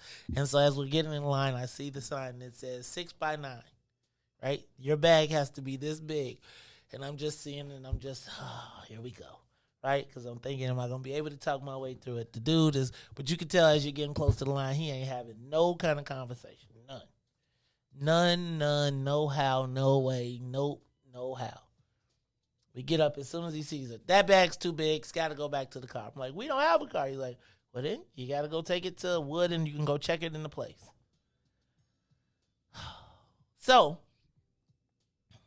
of course, Carrie says, well, I'll walk and do it. Okay, so it's 6 o'clock. It's pitch black outside. Of course, I'm not going to let you go walk to go do it, to go take it around the building. So now I'm like, okay, give me the purse. I'll do it. I'll just take the purse back. I was thinking like, okay, Wood and take it to Wood or whatever, or not. So now but now I got to give up my phone because the tickets are on my phone. So they got to swipe the ticket because you get through the security. Then you got to go to the thing and swipe the phone. So I'm like, well, if she takes my tickets, how am I going to get in? Because. So he's like, well, you just got to give her your phone and just tell her to wait by guest services and you come back. So I give up my phone.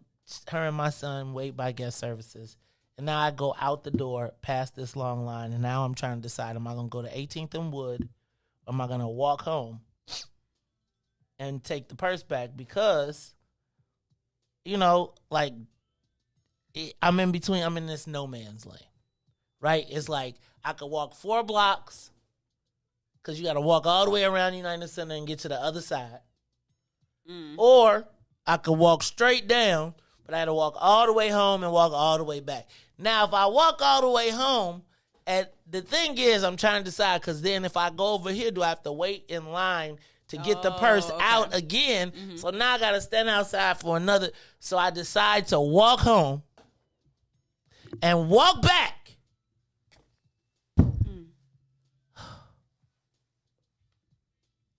And I knew out looking at the bag on the way out the door, I was like, this is not gonna work. I mean, you know, since the world, you know, since terrorism, they be like, and then we had that Ruthie, I walked.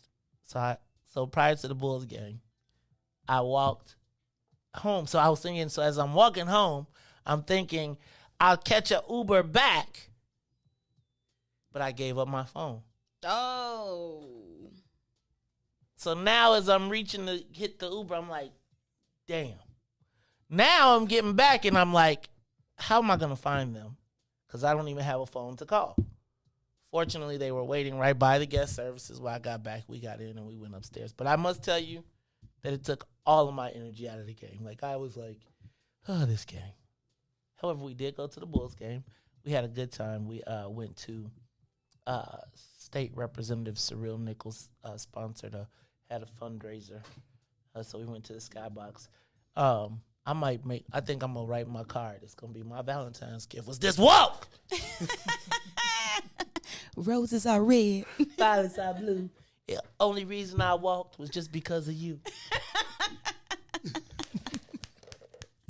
Good one, Maze. All right, give me some. Yes. Black people. So I did go to we did go to the Bulls game. We had a good time there. Shout out to Omari Prince, who got courtside tickets, feet on the court. And then Sunday, Ruthie, we were going to have a Super Bowl shindig, but then I decided that I could get all the work because I feel like I've been running like a madman, so I did not have a Super Bowl shindig. I just had nachos at the house, made my campaign deliveries, got everybody everything, and then got home in time to watch the game and chill out. So, and it was a pretty good Super Bowl. Not a very high-scoring Super Bowl, but entertaining nonetheless, and kept me in suspense to the end of the game. I'm sorry. So, that was all my headlines. And I was looking at, you don't really do Instagram, so I seen your cake. That was pretty fresh. And I seen your surprise birthday party. I was like, Dad, go ahead. And I seen you. What happened to your Facebook? You had your makeup on. I'm going to leave it on for 4 days. You was all made up. You know, I don't like social.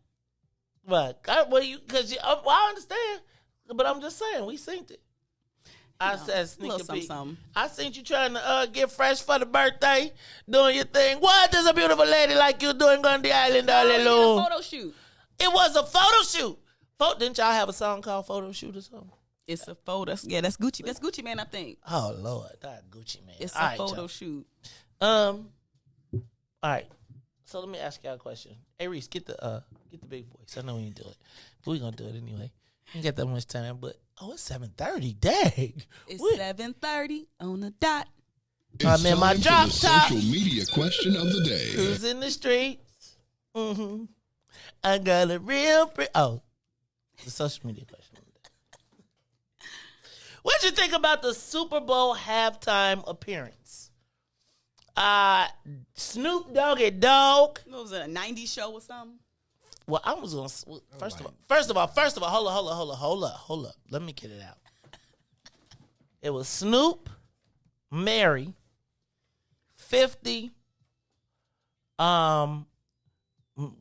We gonna be all white. Whatever, the white boy, the white slave movie maker. Eminem. And then a final closeout performance by Dr. Dre. In LA, where Dr. Dre was one of the original pioneers of hip-hop, particularly the West Coast brand. I think that the artists, that set of artists really represented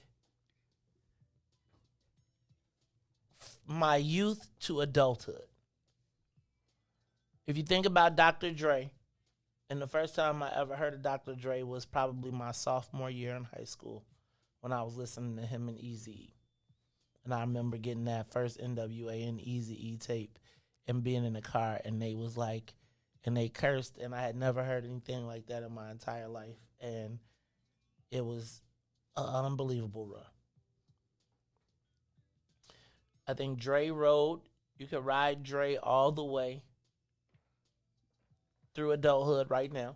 Then you look at Mary J. Blige, who was probably my sophomore year in college, and rode all the way, she was introduced by Puffy. But the part, if you think about who Mary J. Blige was to hip hop, R&B, and to black women, etc. Then you go to, I forgot Snoop, who, I don't think anybody can. I don't know if you weren't there for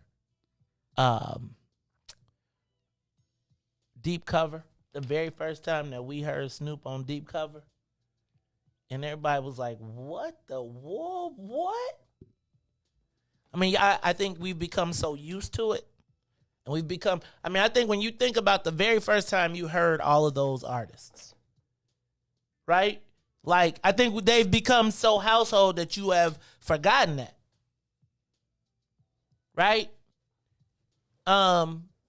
You think about what 50, and I'm not the biggest 50 dude. But when you think about them, 50 was during the 2000s at the beginning. You know, him and Jay were competitive, and it was like during he was at the tail end of the golden era of hip hop. Like I feel like he led it out of the golden era.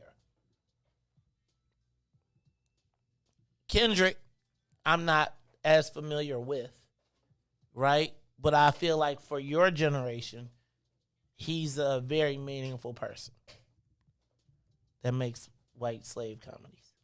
And then Eminem, who I respect as an artist, but I'm from Chicago, so I'm old enough to remember when Juice beat the brakes off him in that freestyle battle. And it's like when but let me just say that you can't take away his status in the genre. I just can't give him the greatest. I can't give him no GOAT title. I just can't. I cannot give a white dude not living, not when there's so many living greats, that props that we give him. But I don't take away the fact that he is a hip hop icon. And for a white boy, he could rap his ass off. Not taking away his skills, but I just cannot give him the king. I can't. I can't. And so when I think about that performance and I think about who and each one of those artists led a genre, they were pioneers in what they did, and it was all orchestrated by Dr. Dre, right? Which, you think about it, I thought Cube would, I think if he would have brought Cube there, then the whole thing would have been, but I think I want to know what y'all thought about it. Give us a call, 872-259-7474. We're going to take a quick break. But I want to know, because people were saying it was the greatest performance ever. I don't think that's the case. I think Prince might have had the best one. I wouldn't have paid money to go see that. I would tell you, and I don't think you would have, but I was looking at a lot of the commercials in the NFL, and it really made me think that we are in the my generation is now the target demographic, right? Like, I feel like watching that was like if I was to be my parents. Think about Jay-Z, because it's curated by Jay-Z. Yeah. And so it reminded me of that era. Like, well, so it was definitely catered to you. Well, here's what I think. I think it was akin to watching, for my parents, watching, for instance, The Temptations, or like watching Motown 25, because I feel like we had about 20 Motowns during that era. But I think when you think about Rockefeller, when you think about Murder Inc., when you think about Bad Boy, when you think about how many of these people put together these crazy runs that happened during the 90s. But I feel like when you think about what that whole setup happened, and it happened in LA, and Jay curating it, and us being now my age group and my demographic being the target demographic for advertisers now, right? That 55 to 64, where we got the most purchasing power and all of that stuff. And when you think about what all of those artists, it's like when we entered almost like the mainstream. Like, if you think about it, Dr. Dre, when you think about Kendrick, when you think about Snoop, right? Like Snoop, like think about Gangsta. First of all, that was the first hip hop ever performance at halftime, because we was always unwelcome because it was so gangster. But think about how much sports and entertainment has been woven together for us. And I almost felt like, they was talking about gangster on TV. Mm-hmm. And it's almost like how innocuous or how mainstream it's become. But at the same time, I just felt like I could see them doing that like, I would love to see what that would be curated like if it was in New York, right? Like if there was a dome, right? And could you imagine, like, if they put the New York show together and Jay-Z, Nas, right? They had a Biggie tribute, right? All of this. I just felt like it was the changing of kind of an era. I don't think it was the greatest, but I did feel like I felt heart palpitations because I could feel all of the, I was living through like prime times of my life watching that performance. I call it the postage stamps. What? Like when they put your heroes on postage stamps, now you're like, okay, they ain't threatening no more. Well, that's kind of how I felt. Well, I felt right. I mean, like, you think we about, ain't got to worry about Dre no more. We ain't got to worry about Snoopy. We got about Drake. Martha Stewart. Right. Mary done had her documentary. Right. I mean, she doing health commercials during the Super Bowl. This the first stop to them getting Vegas residencies. I'll give you that too. Vegas residencies, but also being able to cash in fully on their mainstream success, right? Like, I feel like when you think about some of those people that perform, they shaped how America is without really getting the props for shaping it. and now they're gonna get into their full on paydays. Anyway, it's the Maze Jackson Show. I want to know what y'all thought about it though. Give us a call 872-259-7474. 872-259-7474. What'd you think about the Super Bowl performance? We're gonna take a quick break. We'll be right back. The Maze Jackson Show will be back after this break. This is Sports Get your savings coupon from participating Great Clip salons and save 20% on select tickets. See savings coupon for restrictions and details. Coming to Allstate Arena February 25th through 27th. And now, traffic and weather.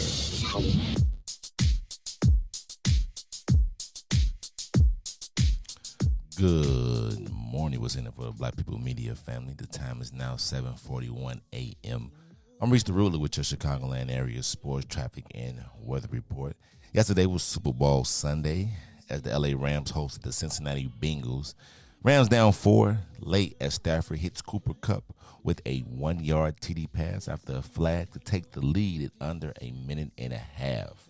The Bengals making the drive late will be ended by an Aaron Donald sack to wrap up the game. Rams win 23-20. Cooper Kupp completes his Triple Crown wide receiver award season winning with a MVP trophy. Over the traffic on the Kennedy O'Hare to the Loop is 51 minutes. Outbound to O'Hare will be 22. On the Edens from Deerfield to the Exchange, 42 minutes. Exchange to Deerfield will be 26. On the Eisenhower, Thorndale to the Loop, 46 minutes. Back out to Thorndale, 30. On the Stevenson from I-355 to the Dan Ryan, 46 minutes. Outbound will be 30. While on the Bishop Ford, 40 minutes from I-80 to the Dan Ryan and 27 minutes to I-80. The Dan Ryan is 21 minutes to the Loop, 13 minutes to 95th. On DuSable Lakeshore Drive, everything is still the same, 7 minutes south, 8 minutes north. Today's weather is currently 16 and mostly cloudy. Today will be a high of 28 and a low of 12. I'm Reese the Ruler. Back to the Maze Jackson Show. The reason I be acting funny. Everything in me telling me all that you get away. And all the guys looking like they wanna love you. Every day I'm your running gun out over my dead body. Why you gotta look so good? Why you gotta look so good? Why you gotta look so good? With your hair done, nails done. When you put your grown on.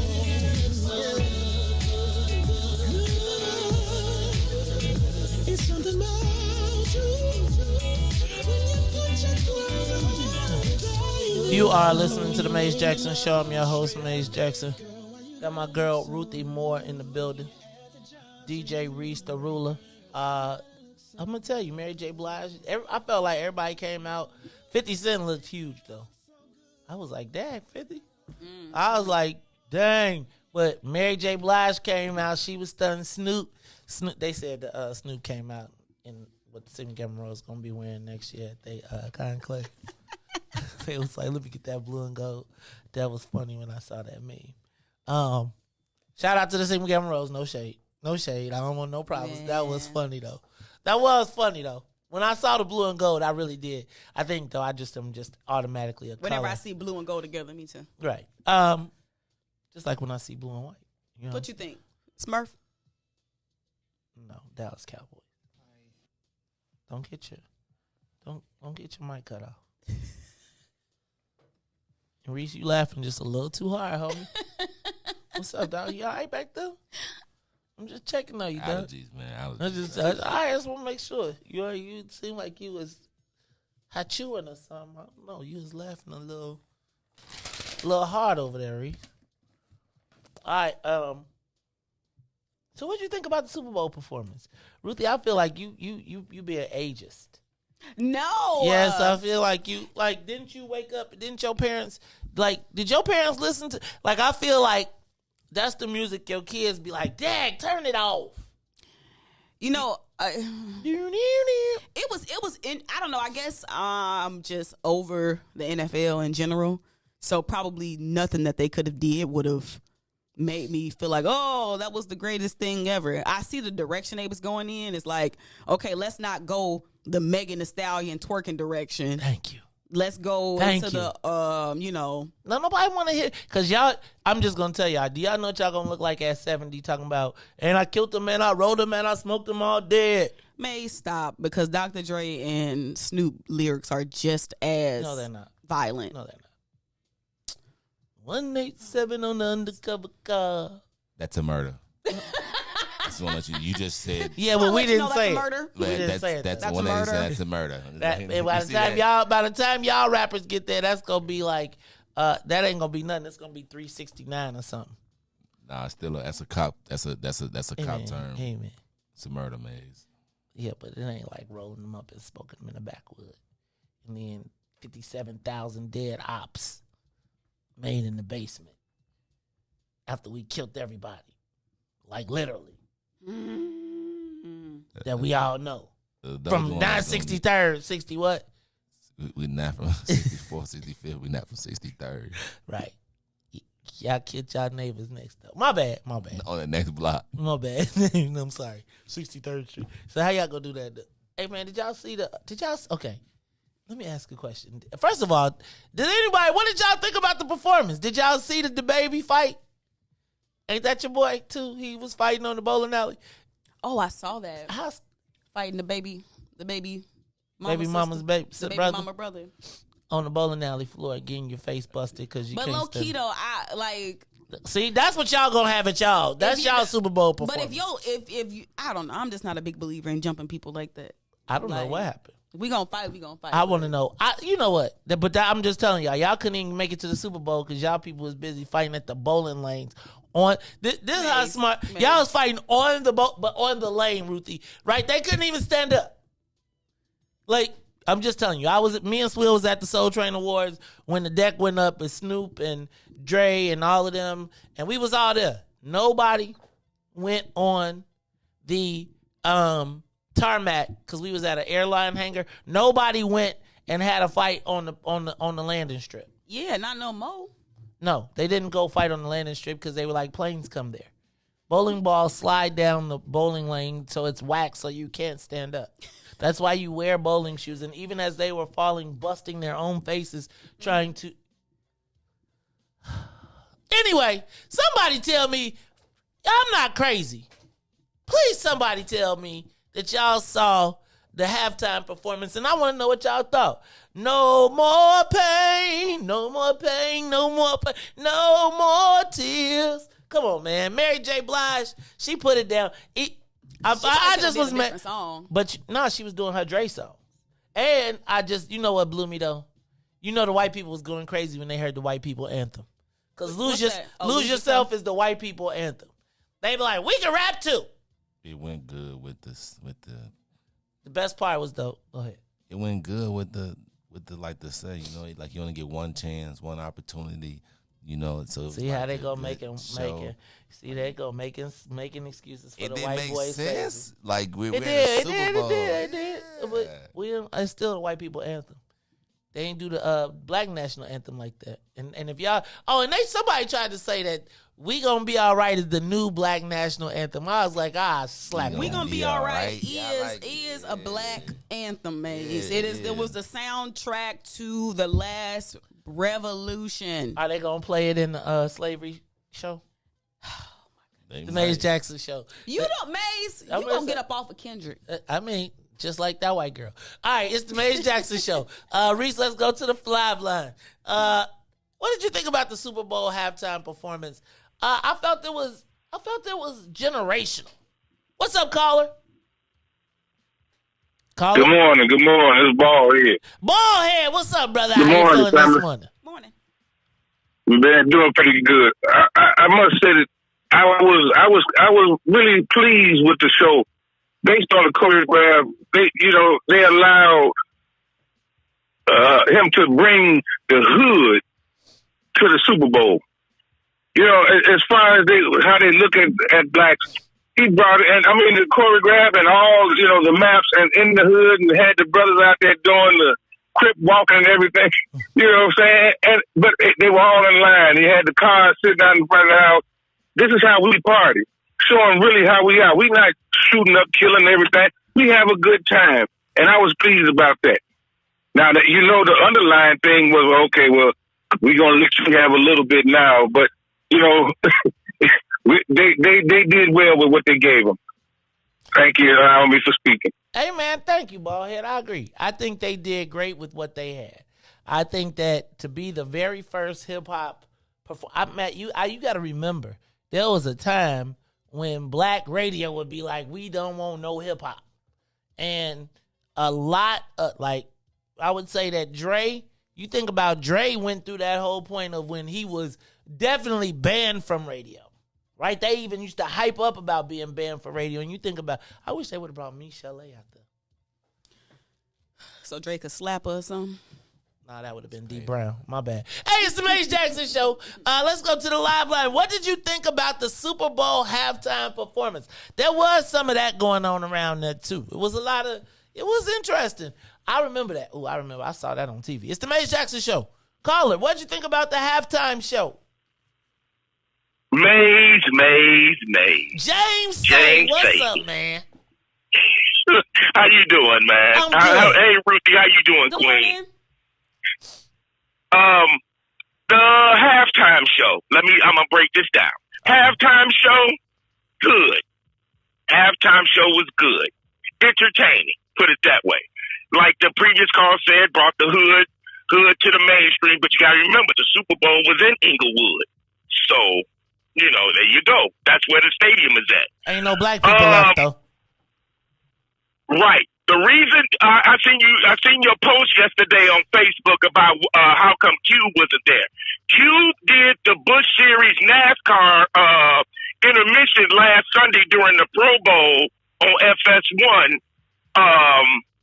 He did their intermission between the race, so that's why Q wasn't there. Plus, Q was still under priority record. See, all the music they did last night was Dre's production and Interscope under Interscope Records.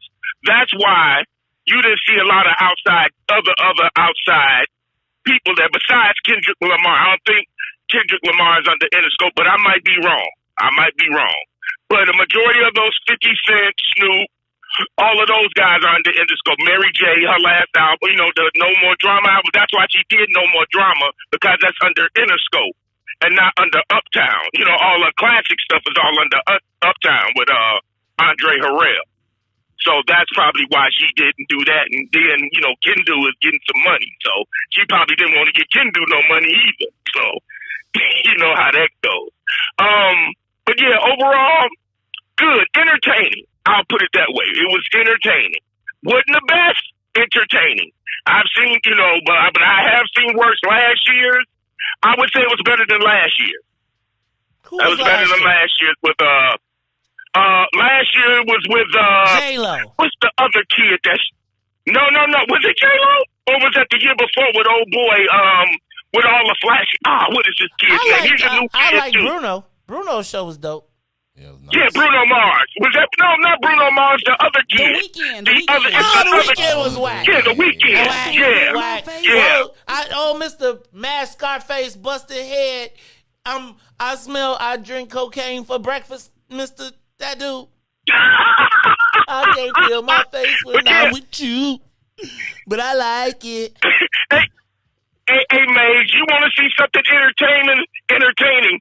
Go on YouTube and pull up Ice Cube's intermission concert at the Busch NASCAR Series and watch the white folks in the stands.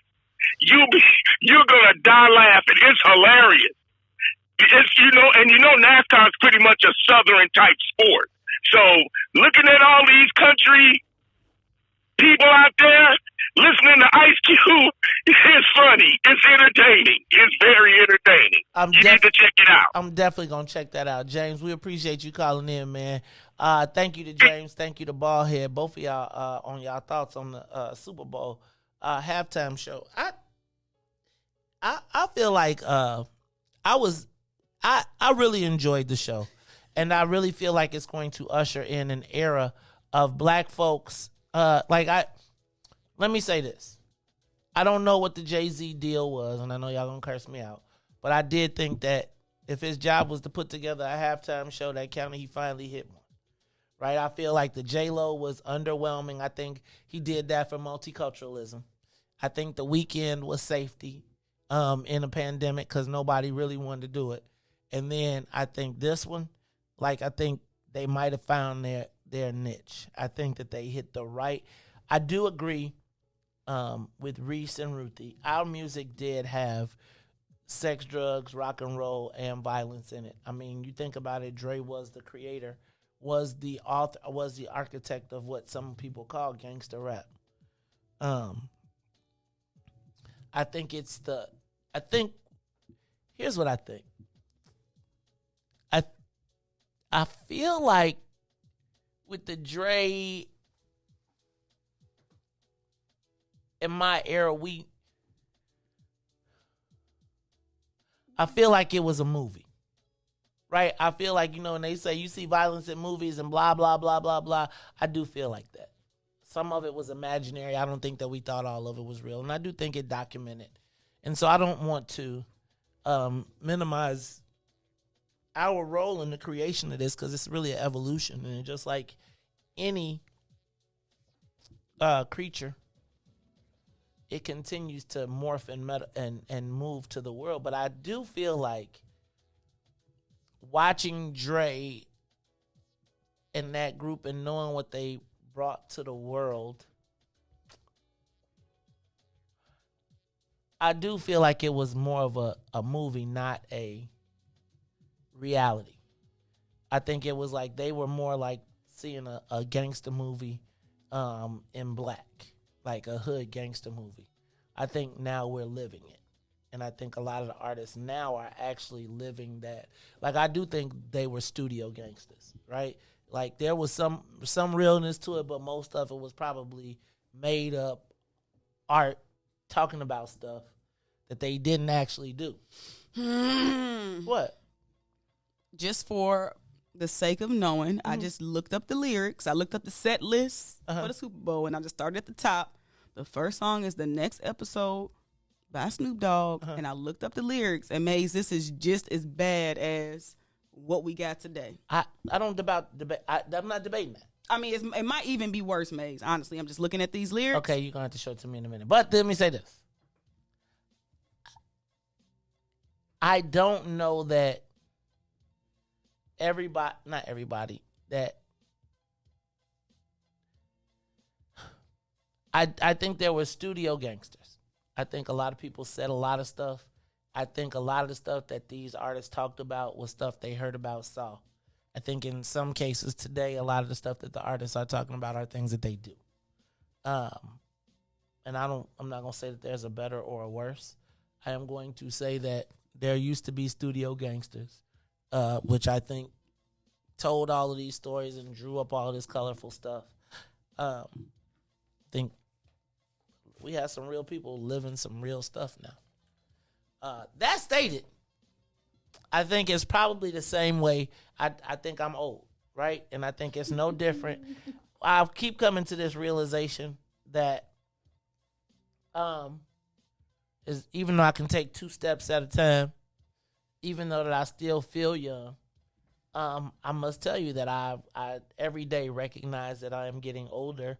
And I feel like that commercial where they be like, if you're becoming your parents, do you see you don't watch TV, but one of those commercials where they be like, the dude has to coach you to not become your parents. So, you be stopping and you be like, hey, I just want to tell you that lady in the deli aisle, she's doing a great job. I feel like I have aged. But let me just also say this, Maze. That hold it before you go. We got to say bye to somebody? I got to say bye to everybody from WBGX. Y'all better come on over to Facebook. Yep, because Ruthie and I'm finna try and... No, Maze, I'm just trying to tell you that Kendrick Lamar's lyrics and music is way more conscious than Dre and Snoop could ever be. I agree. And it's just... I agree, but it's way more intellectually stimulating. It ain't full of B's and H's. Yeah, I can't wait, and that's why I just can't wait to see how they address the slaves. That's why I just need you to at least listen to Kendrick Lamar. Kendrick Lamar was the only social justice artist on that stage. He is also the only one that has a slavery sitcom coming out with those creators. We're going to be all right. Right, we're going to be all white. I agree. Oh, Kendrick. What's better?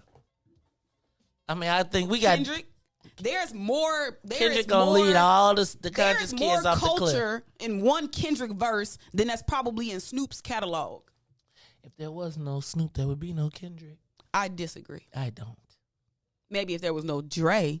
Which Dre popped because of Snoop. And they got that whole little West Coast thing going. I get it. But you ain't never finna come at Kendrick like that. No, that's the same thing as Kendrick balanced that stage out. That's what his white girlfriend said. She ain't even white, man. She said, it's okay. Baby, you go out there and you show them. You show them for the people of color. And that's why you, Kendrick, they will believe you, Kendrick, when you tell them slavery wasn't that bad. Sure, man. And it was funny. Ha, ha, ha, Kendrick. Mm-hmm. You same person that be laughing at Dave Chappelle. We gonna be all white. Yep. We are gonna be all right. All white. I'm not a hater. I cannot wait to see how Kendrick makes slavery funny with the creators of South Park. And I'm going to be playing We Gonna Be All Right before I watch it. And then I know he gonna be like, and after everybody is off the cliff and dead, he gonna be like, see, I told you we gonna be all white. Oh, Kendrick. Man, it's like the confusion. I'd rather just know that Dre's a gangster rapper. But he's not. He's Martha Stewart's friend. That's Snoop. You can be friends with. That's what I mean. Snoop. Like, these people are just mainstream They're artists. at this point. Right. They not. And we just gonna act like this is for the culture. I'm not saying. I mean, we just gonna let Jay-Z tell us what's the culture. Jay-Z told y'all to get Kendrick. See? No, Jay-Z. See, look. I see where this is going, and I'm learning. Jay-Z said, told you to sell drugs. Nah, Jay-Z, Hov did that. So hopefully you ain't got to go through that. He told you that. You know what I'm saying? That's what he tell you. Thank you, Riis. Thank you, Riis. Thank you, Riis. Thank you, Riis. And it's like, and Jay said, let's balance this stage out. Jay said, they didn't say, oh, let's get Kendrick. Yes, they did. They said, okay, we got all these. No, Jay said, all this gangster rapping. Jay, we need some consciousness in here. And, and that's what Jay said. Jay said what? He said, watch me have Ruthie defend my joint. Watch this. Jay said, put Kendrick out there. How can we make the black people that wasn't too happy with me selling us out, how can we make them happy? And Kendrick said, let's get Kendrick. Kendrick said, I got it, boss. Kendrick said, I'll bring some social justice to the Kendrick said, I got it, boss. But see, what he say? How y'all say, hold my blunt? See, Maze, you gotta listen to the lyrics. You gotta listen to Kendrick's lyrics. I heard him. He said we gonna be all white. Hold my blunt. Hey, you need somebody to justify this you doing, Jay-Z? I'll get them damn millennials. I got it, Chief. He like, send my, he like, send my, what'd you say? Let have my shorty handle that. So little shorty went on out there and handled the business, take care of y'all, run y'all off. Look, callers, y'all hold on to the line. We're going to talk about it some more. When we come back, it's the Maze Jackson Show.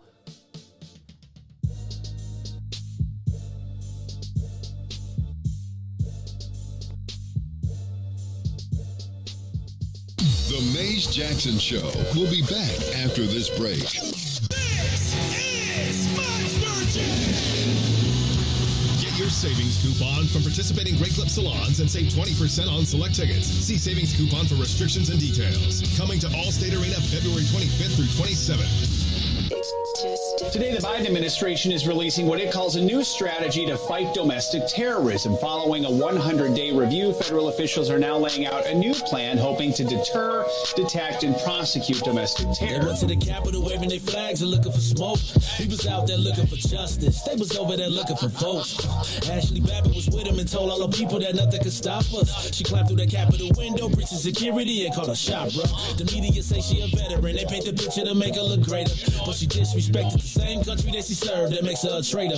They was fighting police, resisting arrest. On God, I couldn't believe it. I guess blue lives only tend to really matter when it's convenient. Hey, these are the times we witness in history. All because they didn't get a victory. United States is so contradictory. We get equal rights, that's a mystery. Politicians, they more like magicians. You know they got tricks up their sleeve.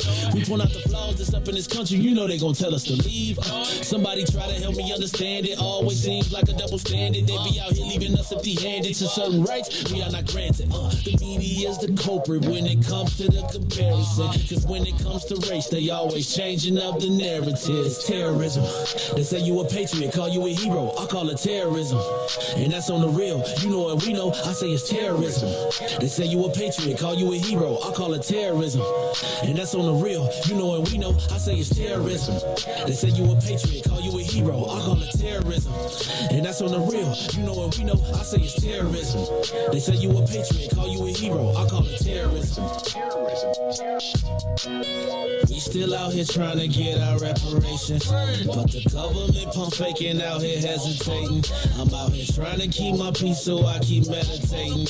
The media make us look bad, they taint our reputation. Look, it's so sad that COVID causing toe tags. You claim you so patriotic, but you ain't wearing no mask. You out here wildin' with your MAGA flags and showing your ass. You wanna be part of some type of revolution so bad. Look, you talk revolution and constitutional rights, homie. I guess we forgot about back in the days when all of the business was whites only. Yeah. George Floyd got justice. Juneteenth got much respect. They made it a national holiday. Man, it's all good, but cut the check. They giving out all of these vaccines, putting it in you like caffeine. Was it all in the part of the plan? I bet money like DraftKings. It's land of the free, home of the brave. 1776, we wasn't free till 1865, so we wasn't part of that shit. And that there's terrorism.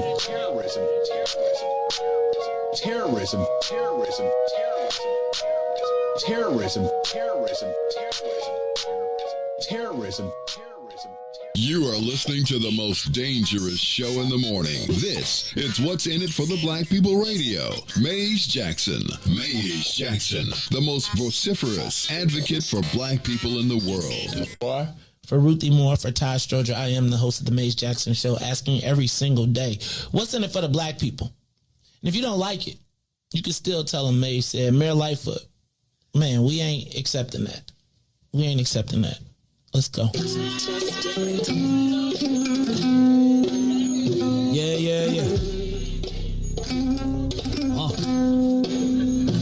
Let's get down to business and go ahead and address the facts, man. Lightfoot seems more lesbian than black. Rahm Emanuel's another case. He was just as tired. Act 50 closed schools left much to be desired. Police had Anjanette naked on that body cam. They suppressed the footage so it couldn't touch a lot of hands. Reminds me of that 16 shots in that cover-up. Both of them similar, so I went and dug it up. George Floyd killed, a lot of riots happening in town. Southside burned and they wouldn't let them bridges down. Grandmother sick, need a prescription and plus a couple groceries. You gon' have to travel just to get it now. COVID-19 out here shutting all the business down. Not enough SBA loans to even give around. So many failed businesses that you can put them in the pile. If you don't survive the pandemic, it's gonna sit you down. We sing, dance, play ball, entertain, and crack jokes. Government infested black neighborhoods with crack smoke. System that milked us so bad, we got lactose. Still trying to find out what's in it for us black folks. We sing, dance, play ball, entertain, and crack jokes. Government infested black neighborhoods with crack smoke. System that milked us so bad, we got lactose. Still trying to find out what's in it for us black folks. Shout out to Willie Wilson, hope one day you get to send it. We need some different players in the game to handle business. So many shady characters like Madigan and Blotto. But when you really break it down, it's typical Chicago. City full of gangsters, it's what the land was built on. Same streets with hood legends, DNA get spilled on. Carjackers out here lurking, trying to get they steal on. Looking for a block to put them Hellcat wheels on. Let us give bogus appraisals a red line. Car crackers out here getting minimal fair time. And up to seal carry, I stay with the pipe. But Illinois gun laws giving minimal rights. Stay up on the swivel, make sure I'm moving tight.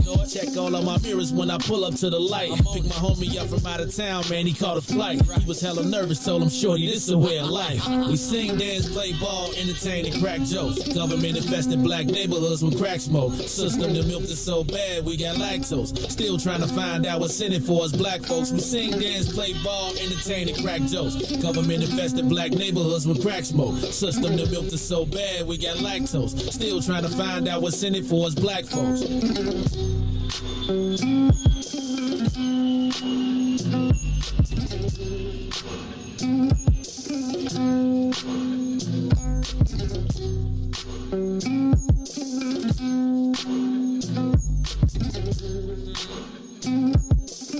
Wake up, Chicago! Wake up, world. This is the Maze Jackson Show. I'm your host, Maze Jackson. What's up, Erica Swain, for real? I seen your boule outfit. Y'all call it what they call it? Your national convention outfit. I think they call it boule. Snoop had y'all join on. I seen you, Erica. I know somebody gonna grab it for the party. I can see y'all party walking around with it. Shout out to hey, how did Brayden do on this track meet? I hope he did well. Don't forget, coming up, we still have our Black History. Ruthie, find us 2 Black History people. 2? Yep, we gotta find 2. Ruthie and Maze. Ruthie, the anti-capitalist. Oh, you trying Jamaica? They doesn't see you be in Jamaica. I'm in between now. You in between? I gotta get a different word. Okay. Compassionate capitalism. Bust that. You stay over there with that compassion. That compassion don't get you nothing but people talking smack. I'm about to become a ruthless capitalist in a minute. All right, y'all. It's the Mace Jackson Show. We was talking about the halftime show. We talking about the Super Bowl. Riis, we got callers on the line? Callers, you on the Mace Jackson Show. What you got for me today? Hey, caller. Hey, good morning. Good morning, Mace. It's James Big Slim Davis. Yo. James finna cuss us out. What's up, man? I promise you I'm not, man. First of all, I want to say I enjoyed the halftime show. I got several things. First of all, I want to talk about Kendrick Lamar. Kendrick Lamar is a very conscious brother, Mace. I mean, the brother, if you listen to some of his songs, he's probably between him, J. Cole, and maybe a few others. They the only balance in hip hop today. Come on. And when you think about when you think about the state of hip hop today compared to when we came up, Maze, the difference is, and I know Ruthie said she read off some lyrics about some of Snoop songs and NWA, but the difference was there was a balance back then, and the songs that they rapped about back then, there was consequences to them songs at the end of that song compared to today's hip hop, when everything is the same: sex, drugs, homosexuality. There is no balance today. And go ahead. Anything. And then it's like they make it the norm. Like they actually brag about being on Percocet or catching bodies. You got rappers talking about my girl got a girlfriend. They promote everything today, other than a few rappers that have that balance that don't get radio play. Everything that they push today is destructive for our community. It's so counterproductive for what we would want our generation to become. Back then, you had the Public Enemy, the X-Clan. You had that balance, and you had the consequences to what the negative rap or the gangster rap, what they rapped about. It was the consequences to what they rapped about at the end of that song. Second thing, what I liked about, I know you ain't too crazy about Eminem. I like Eminem because he stands in his space. James, what would the minister say? Hold on. He don't try to be Mr. Gangster. He don't try to rap about what's going on in the hood. He stays in his space, and I think that's what makes him great. Also, I like the fact that he was told by the NFL not to take a knee, but if y'all notice, Eminem took the knee. Did y'all see that? Did y'all see that part? I ain't see it. I missed it. And he took the knee for Tupac. He took the knee for Tupac. He ain't take no knee. And I'm not giving no white boy the props. He ain't finna be the social justice hero of this show. I get that, mate. I get that. Okay. But my thing is this. The Super Bowl halftime show was good. It would have been great if they'd have brought out Ice Cube. That's just me. Because Ice Cube and Public Enemy, that's the soundtrack of my life coming up. Them two groups right there, that was me. And Ruthie, how do I follow you on social media? I'm not really on social media. If you send me a Facebook friend request, I check it about every couple of weeks, so I'll accept it. Oh, okay, but what is your name on Facebook? How do I Ruthie Moore. That's my name, Ruthie Moore. Oh, okay. You know how they be having all these crazy names, underscores, Ruthie Crazy Legs Mo. Ruthie don't. But yeah, Ruthie and Ruthie and Riis. But that's the difference with the state of hip hop now compared to back then. Kids have no balance. Everything is negative. Everything is. I mean, they promote homosexuality like it's like, oh my God, the rappers are even wearing dresses and posters now. Like, come on, man. But that's what I gotta say. Thanks, James. I appreciate you, man. I appreciate that call. Hey, let me hit you. I'm gonna take another caller real quick. But look, this is what they said. Earl DePass Jr. said Eminem is to rap as Father Flager is to Chicago. Suckers. Go ahead, it's the Mace Jackson Show. What's up? Got y'all. Yo, what up? What up? What up, brother Devin, Mr. Vice President, as well as the Field Director, Chief Executive Officer of the Black People First Party. What is going on with you, you fake Bears fan? I seen you hating yesterday. Talk about Justin, too. I seen you, troll. What's up, man? Hey, bro. Hey, man. First of all, man, as the #1 Bears fan, I was rooting for, Leonard Floyd. Hey, man. Typical stuff from my favorite organization. I was entertained by the halftime show. I guess that's really what our lane is, man. Just providing, high quality entertainment. You know what I'm saying? So during Black History Month, following, the Afro-Honduran Brian Flores debacle, here we come just doing the entertainment, bro. So, them y'all, hey man, let Snoop do his thing. Snoop got lyrics. Snoop ain't no conscious rapper. He knows his lane. All of them guys know their lane, bro. You know what I'm saying? So, everybody got their lane. Y'all know why Ice Cube couldn't have been on there. Because Ice Cube wanted the black people first stuff, and y'all kicked Ice Cube out of being black. Y'all did that. Not y'all, but the people listening to the radio show did that. So don't cry about Ice Cube now when y'all didn't want Ice Cube when he was trying to be politically aware. So that's why y'all get entertainers, because the people that y'all want to speak out can't speak out. They don't even know what to speak Shout about. out to They don't know what they Shout out to Sister Z. Go ahead. No, go ahead. Nah, man, I just want to say, man, shout out to everybody that came out this weekend. Hey, man, let's finish these last 3 weeks off real strong, man. Let's get these petitions in. Push. And no apologies, bro. You know what I'm saying? And a quick Black History fact. The other day, I reshared Illinois Minotti post from Mr. Jackson. Hey, man, you ahead of your time, man. You a visionary. And I got to meet Uncle Rosie. That just made my whole weekend right there, bro. There it is. I'm going to tell you, Devin right there is the vice president of What's In It for the Black People. He is with me every weekend over at TP as we get this Black People First Party. Shout out to Dr. Audrey Tanksley as well. We got to get this email out so we can get 34 organized. Also, if you are looking to be a part of the Black People First Party, give us, don't forget to reach out. We did this one already, so pick another one. And we did this one. Dang! You That's a whole bunch of cards. Somebody went to Jamaica, so now you trying to pick up. Now you want to be like, this Selassie. Y'all don't forget it is now time for the Urban Intellectuals Black History Month moment. I'm going to give you this one, and we're going to both read our Black History Month cards. This is Black History Month flashcard number 23, Volume 1. Jean-Baptiste Point du Sable, 1745 to August 28th, 1818. Brought to you by urbanintellectuals.com. Now, he was born in San Domingo, Haiti, but actual date is unknown. He was a frontier trader, a trapper, a farmer, entrepreneur, peacekeeper, and protector of the Native Americans. He founded a settlement that later became the city of Chicago in 1779. Well known for trading goods throughout the Midwest, expanded his cabin to a trading post, which later became a small community with a church, school, and store.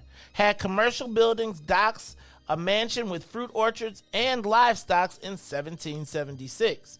His name was Jean-Baptiste Point du Sable, 1745 to August 26, 1818.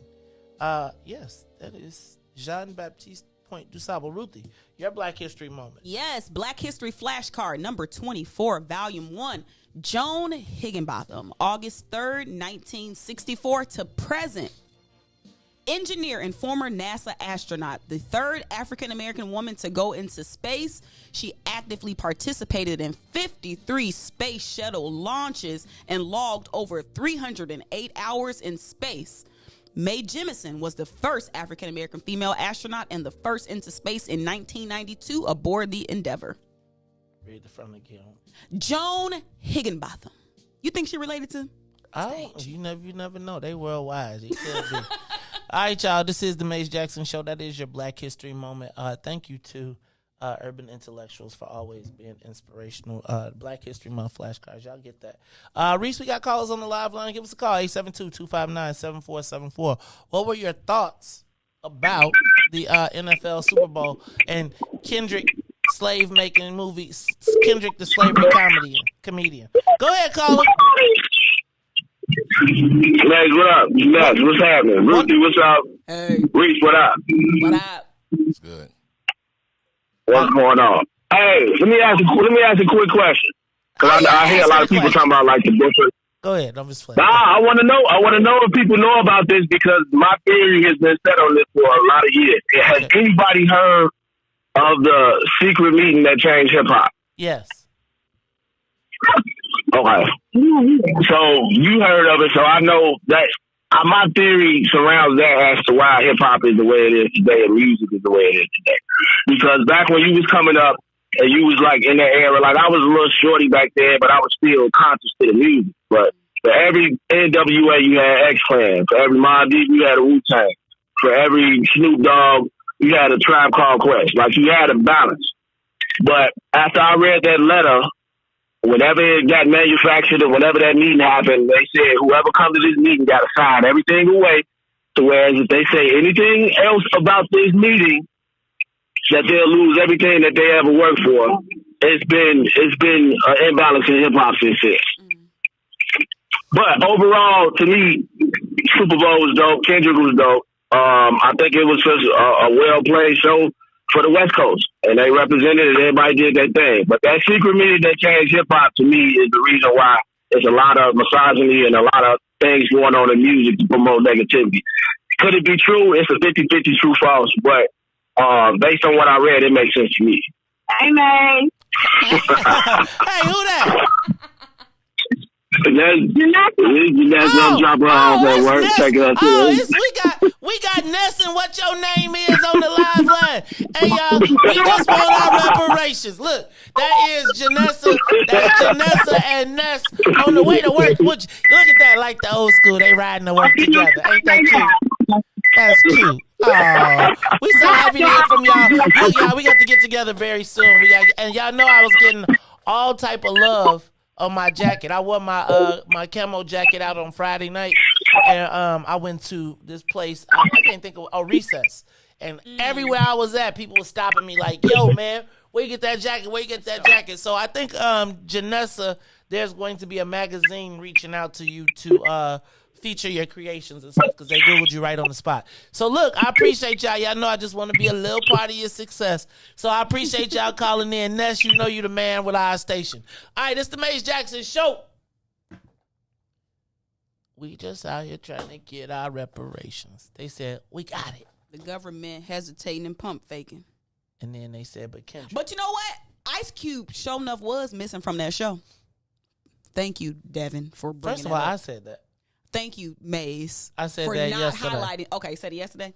Uh-huh. So that is very telling. But he went to NASCAR though. I mean, because NASCAR is right. Because NASCAR is the bastion of black empowerment and freedom. Like I be feeling like this. Not I be feeling like this, but I have you. Black people will take the black up out you. They will run the black fight about you. And, yeah, man, I'm about to be like, y'all can have y'all mad anger. Because it be like, I feel like sometimes, and I know I can't even trip. That's probably why I'm where I'm at sometimes is, like, I got to get some. Like we gotta start identifying the wins, and how do we capitalize on the wins? I would say that like Devin was saying, I feel like sports and entertainment is what we got. Do we really got them though? But that's my point, right? Like if that's what we gonna have, and the Super Bowl is sports and it's the biggest, and it's the entertainment, and it's like I don't know that I'm so much anymore about trying to make. I want everybody to do whatever they do, but the place where we can dominate is sports and entertainment. It's just like I don't like it. That other group dominates. See, I feel like you figure out what you got and you can control. But I feel like we always give it away. Like that whole system is literally like built on like our bodies, like particularly black male bodies. And I just don't. It bothers me that we don't own. Like we don't. Remember how you said, "What do we have beside our bodies?" Remember we talked about that, and I just feel like we just don't have much. So I feel like we have our bodies and then the minds that are connected to the bodies. Somebody's got to be responsible for commoditizing the bodies. Right now, we've allowed our bodies to be commoditized by other people to the tunes of billions, whether it be the NCAA, whether it be the NBA, the NFL, high school. Exactly. Yeah. And each one of those levels of our bodies are being monetized. I think that so I feel like sometimes we always trying to push into some spaces we not, instead of occupying the space that we are and dominating. Like, so that's why it was so much power to me in the protest of sports related to the uprisings. Like I thought that, and it's because we are so entertainment and athletic dominant that, okay, can we take that lane and protest in that area so that people can get more so on board? And I just feel like we missed the opportunity to really make some change. And it seems like the culmination of that was this halftime show. Because that was like the big thing is, Jay-Z he gonna do the halftime show, and that's what we got. So, we had to wait a year for this. Well, so I would say the commoditization of our bodies has created a multiple multi-billion-dollar industries. And I think oftentimes we downplay our role in that space and denigrate it, and we say, all we got is sports and entertainment. Instead of saying, we got sports and entertainment. But we don't got them, no. That once we take over the commoditization of our bodies. We had it. Jay-Z said, stop kneeling. That wasn't control. No. See, and I think our idea of control and protest is different, right? Like, I was talking the other day about people being like, we in a fight, and black people are content to know that if they lose the fight, but they know you was there, that's enough. And I feel like we've got to get past kneeling, protest, like the symbolism, to the actual meat of the organization. And I'm not raising up Jay in this. I really am not. I think that even with kneeling, all we know is the usage of our body and symbolism. I was thinking about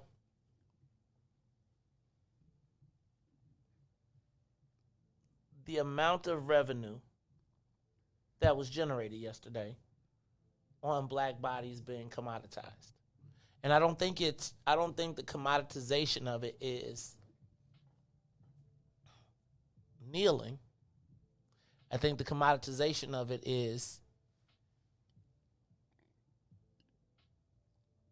what's happening right now at the HBCU level. The fact that young black athletes are choosing to go where black people are. And if we can continue that, so I don't think that, you know how it's like, you know how they say it's easier to raise strong men than to fix broken. So, like right now, I'll give you an example.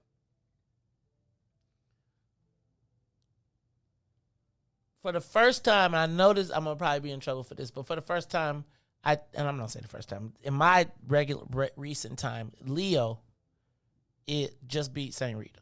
They beat them a couple times, but they beat St. Rita on the Battle of 79th Street.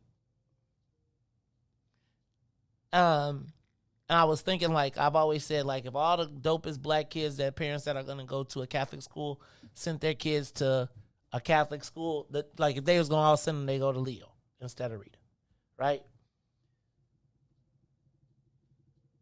And that black HBCUs spend time recruiting at those locations. And we start creating a universe where black kids think, I'm going to a HBCU. Like, now the pipeline is being redirected. We getting there. And if at that same level as we got these, you know, these new deals where the kids own their names, likenesses, etc.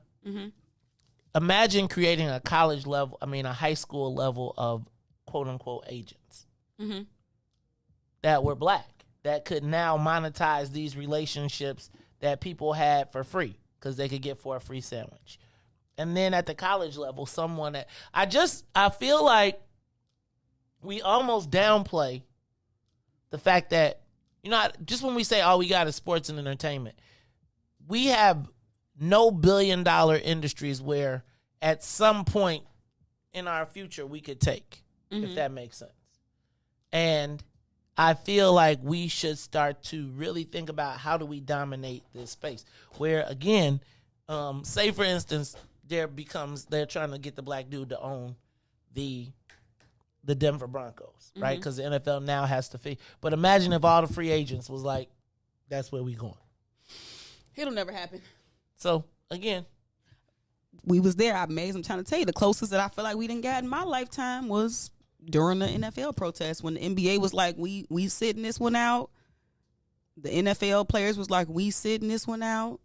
Like, and when did the NFL players say they was sitting it out? The whole league? No, never. And I thought the biggest opportunity to me in that space that you talking about was during the NBA. That's what I'm saying. But that was still a spark from the NFL. The NFL is kneeling. Like, I just feel like we missed the opportunity. Like, it's obvious that sports and entertainment are where we dominate. So to me, anything that allows us to resist the use of our bodies in mass, like, yeah, I don't know that. Again, I don't know that I would. I think you got to make the stuff be in people's self-interest. That makes sense. Our collective freedom, that's the problem, is collective freedom for black people is not within our self-interest. It's the bag. See, no, and I think it's the bag, Maze. I think why did Jay-Z do it other than for the money? First of all, look back up. To me, we often want to determine everyone else's sacrifice instead of taking the time to say, okay, how do I get the most possible buy-in on this, right? And I don't think you start by telling people they starve. I think you incrementally grow them and you incrementally build discipline. I think that the answer to everybody is always, you got enough, how come you ain't gave up? And without a plan, and knowing that them same people that's telling you to give up is gonna be like, I'm still down so bad that when it's my turn, I'm gonna take it and I'm gonna be like, you fool. But you don't think how ironic it is that right after Jay-Z said that dude kneeled on George Floyd's neck, like if that ain't symbolic. See, if that's to me that you're saying that. Wait, you're saying that because Jay-Z said go back, they kneeled on George Floyd's neck? Because the kneel, the idea of the kneel. After Jay-Z told Colin to stop kneeling, we passed kneeling, George Floyd got his neck kneeled on and was killed. To me, there's a connection between those two things. Okay, so I'm not going. That's that. I know, kind of deep, right? I mean, it could be, and I'm not saying it couldn't be. I think it is always easy. White people use us to entertain them, and that makes them feel like everything is all right. Like, and if you can get people to entertain, like everything is all right. We can get the blacks to keep playing, let everybody get distracted from what's going on in the world, sit in front of your TV, go to this game, and get entertained. And they use us because if we happy, smiling, entertaining, even if we really not happy on the inside, it makes them feel good. But when we say, hell no, we won't go, it makes them uncomfortable. And that's how we got the leverage. That's how we get the leverage. I think that this goes back to planning.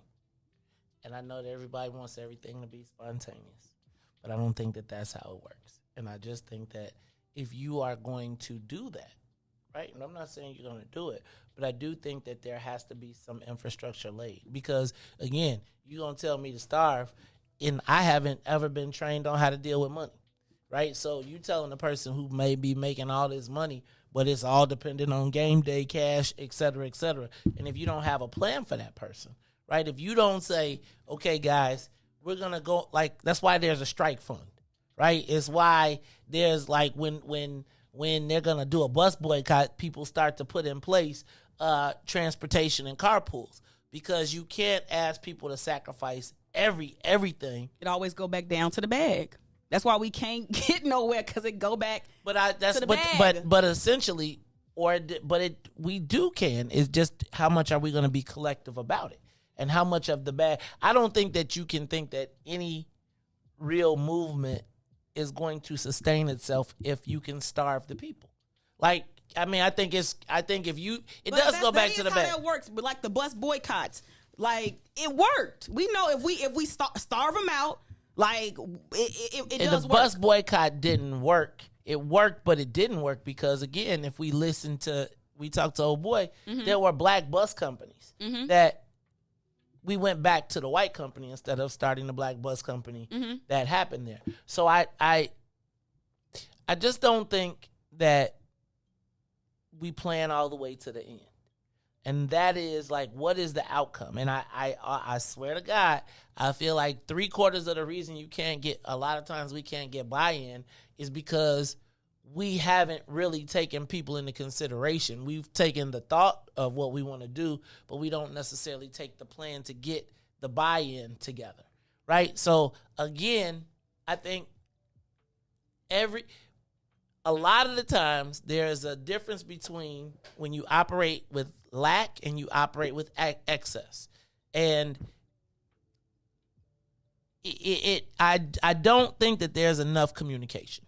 That's what I would say. And I would say that there are people that will tell you to jump off the cliff and watch you jump. And I see it every day, right? They'll watch you jump and then be like, damn, I didn't know it was concrete down there. Or be like, man, I feel you and I'm glad you jumped, but I still got to pay my rent. I still got to pay my mortgage because what I'm going to do with you dead.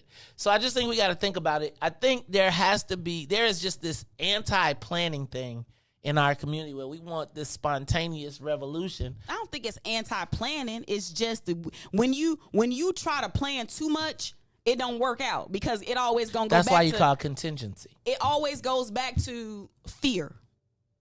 But you have to plan. But you have to plan for fear. You run into it, and it's like, oh, I ain't sacrificing my bag. It's concrete down there. Versus just being like, all right, planning y'all, for just fear. Jump. That's why you go to basic training before you can go be a military spy. Before you can go be a drone pilot. Before you can do anything, you go and you learn learn to manage fear and you learn to manage expectations. And it is, and. You can never, you plan for contingency. You plan for if it goes right, you plan for if it goes wrong. And there are options. And I think, again, the reason that things succeed is because somebody, whether we know it or not, took the time to map out the plan and put contingencies in place. I think if you are going to war and you think that it is spontaneous, they know that there's going to be spontaneous actions, but within the theater, they have planned out pretty much how all of that is going to happen. Now, somebody may throw a different bomb or throw some different piece into it, but then you have to re-strategize. It's like if something didn't happen and it didn't work that way, it don't mean we just go ahead and everybody go willy-nilly and we forget everything we learned. It's like, okay, that didn't go the way we did. What did we learn from that? Pull back, re-strategize, and how we going to attack it. And I think that there's just an anti-desire to plan because that's not fun. till everybody dead, and you like, man, they picking you up, being like, yo. No, I don't think we have a lack of desire to plan. There is a lack of infrastructure.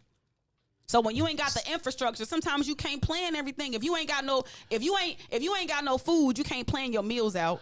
And so you gotta just get it how it comes sometimes. And so I'm saying that. So let's take that the same way. So you don't have the infrastructure to feed yourself, and you plan to go to war, and then you try and get it how you get it until all of the stores run out of supplies. How you plan your food, your meals out if you ain't got no food? I'm saying that's why you telling people to run up a hill. They got a plan for food right now. But you can't, because ain't no Ruthie, food. Right now, they have a plan for food. Everybody today, right now, except for the homeless people, have a plan for food. We may not like it. It may be food stamps. It may be debt card, but they have a plan to eat. Some people don't. Ruthie. Okay. Some people don't. Some people don't know where they next meal coming from. Okay. Let's say that everybody that has a house that we want in the revolution, and everybody that has an apartment has some, whether it's beans and water, whether it's rice, they got some sort of way that they know they're going to meet their food need now. I'm not taking, let's say that there's let's say 20% of the population is homeless and unable to feed themselves. Let's say that 80%, them 20%, they can't really do too much for us no way because they can't feed themselves. Now you got 80% of the people who at least know every day at the end of the day I can go home and eat me a bowl of rice. You're going to take that, but you're going to tell them throw the bowl of rice away. Yeah. No plan. I want you to come join me in this street, and if you come back and it ain't no bowl of rice no more, then I want you to join me and we're going to get it how we get it. Now, I'm going to go get on the expressway and I'm going to go to some other community that has private security, that has the police, and is protecting it. So 1 out of 5 people that tries to go steal the food is going to get shot. There has to be a plan. Like, again, and so if you planning to go to a revolution, then somebody in this plan got to start saying, we better grab food, or we better know where all the warehouses are that we going to plan to attack, that we going to be able to supply our people with. If not, in a week, they're going to be looking at you like, man, we going to have to eat you. We'll deal with it when we get there. And that is... But a lack of action because people can't plan. Like, that's why we don't ever do nothing. Because we lack action because got to plan this out. No, let's just go. We figure it out. Yeah, that's exactly how people be dead. No, it's the planning part that's get people dead. Wait, yes, it is the plan. So listen to what you just say that again. So planning, yes. So wanton revolution is just how it works. I believe that is how it is going to have to work. How many times we done sat and strategized and been trying to plan all these years? We still ain't made it. Just black people in general. Who? When you can't plan all the time. Yes, you can. No, you can't. Plan for contingencies. You know, we always come back to this. I do, and I think that you telling somebody, if you want to have people to be invested in their freedom and tell them it ain't no plan, we just rolling, that ain't happening. And you go and I don't think, maybe it will, but I don't know that. If you can't plan to feed, if you don't have a plan to eat, a plan to eat is going to evolve. Yes, and that may mean cannibalism. That is that not true? Not necessarily, because but it is a possibility. Because if we don't, it's a possibility, but it might not necessarily be true. Like when you plan and A doesn't lead you to B, we just stop. Ain't no action. So sometimes I feel like you can't plan everything, Maze. You just gotta go. Go get killed. I'm just saying. It is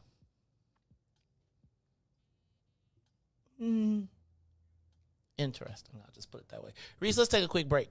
Because I need to catch my breath after this draining conversation of no plan. Stay trying to plan. Nah, I'm straight. Can I tell you what?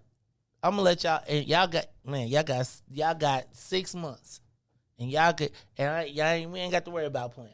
How about that? Y'all could plan, y'all could be spontaneous, y'all could plan, y'all could do how y'all gonna do it. Cause I ain't finna go crazy, run around here, mess with these black people. It's the Maze Jackson Show. Let's take a quick break. We'll be back after these messages. The Maze Jackson Show. We'll be back after this break. This is Monster Jam. Get your savings coupon from participating Great Clip salons and save 20% on select tickets. See savings coupon for restrictions and details. Coming to Allstate Arena February 25th through 27th. I love being black. Do you love being black? Yeah, I love being black. Hey. Do this for my people all across the globe. Hey, spring. The skin I'm in fit me fine, tailor-made, yeah, I'm comfortable. And so it seems I'm still chasing my dreams. They told me, watch my steps, they want to pull the rug from under you. This is transparency, my life 3D. You live every word that I utter, reporting live from the gutter. Where the mind's hard to change, but we don't give up on our brothers and sisters. Cause we all need one another. The time's getting closer, revolution, feel it coming. I can smell it in the air. Inhale it, let it embody you. Because chances are the cops pull you over, they body you. Plus we don't trust each other, so it's just another obstacle. Why jump hurdles to make a change? It ain't optional. Olympian mindset in this booth with my binoculars. I see my vision getting clear. Justice what a prophet do. My music touch the people's soul. Black power gospel tune. So many styles, watch me kick them like they soccer moves. Falling rank and file, this is my platoon. Soldiers at attention, ain't no Willie lynching. This the program. Who they think they kidding? Reinvent the system. Total reconstruction of our mental stigma. This ain't a game, boy. Still they think I'm talking about Nintendo's. That's a shame, boy. Augment reality. Better fix your brain, boy. I love my people, hope they love me black. I'm going hard and ain't no holding back. Watch me react, I put my fist up in the skies like a beacon for believers that one day we return to our greatest shit. We seek it all the glory we can obtain and keep reaching. You are listening to the Maze Jackson Show, and I love being black. Not with Ruthie though, cause she want to be like, I'm black. No, spell it. You gotta plan the spell. Anyway, it's the Maze Jackson Show. I'm your host, Maze Jackson. We did not talk about anything on this. This NFL got us carried away because you know Ruthie be getting hyped. But did you hear Ruthie? Richard Irvin is getting $20 million this morning from Ken Griffin. Dang, okay. I might be going to Aurora. Riis already been out there this weekend. You see, I want them to change the name so I can pronounce it. Aurora. It's Aurora. I can't say it. I would like them to change it. Aurora. I got an impediment, man. So you want them to lower the rim? Yes. Right? You can't dunk, so you want them to drop it to 8 feet. Shouldn't they? Isn't that how life works? That's what millennials. That's how millennials. I'm just playing. That's how millennials think these days. Dang. Millennials. Hi, Ruthie. $20 million. Can you imagine what it wake up to look in your account? You know you got $20 million to do. I quit. Look, I'd be like, can I withdraw that? How much of that can I withdraw in one deposit? Because, but $20 million, and Ken Griffin said, they said, how much you going to give? He said, I'm gonna let JB just worry about that. Oh. So basically, now, here's the deal. JB got $4 million, $4 billion. Ken Griffin got $21 billion. Big bank. Take little bank.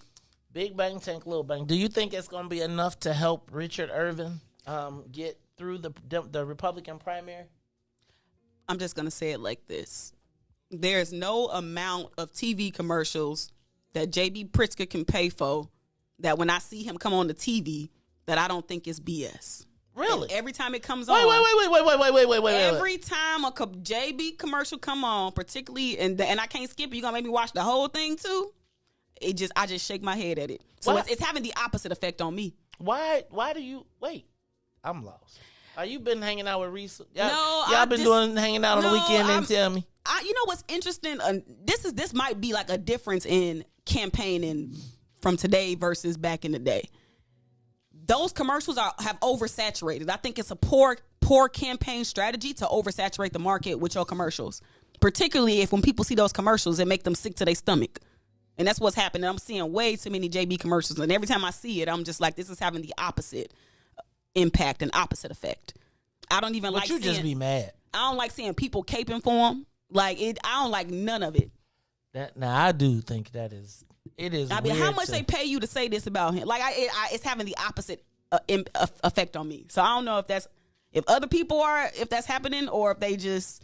But as much money as they done put into the TV commercial campaign, good God, it's just too much. I'm gonna tell you, I'm having JB commercial fever. Yeah, I'm not okay. So I'm gonna say this. I'm for all of Illinois.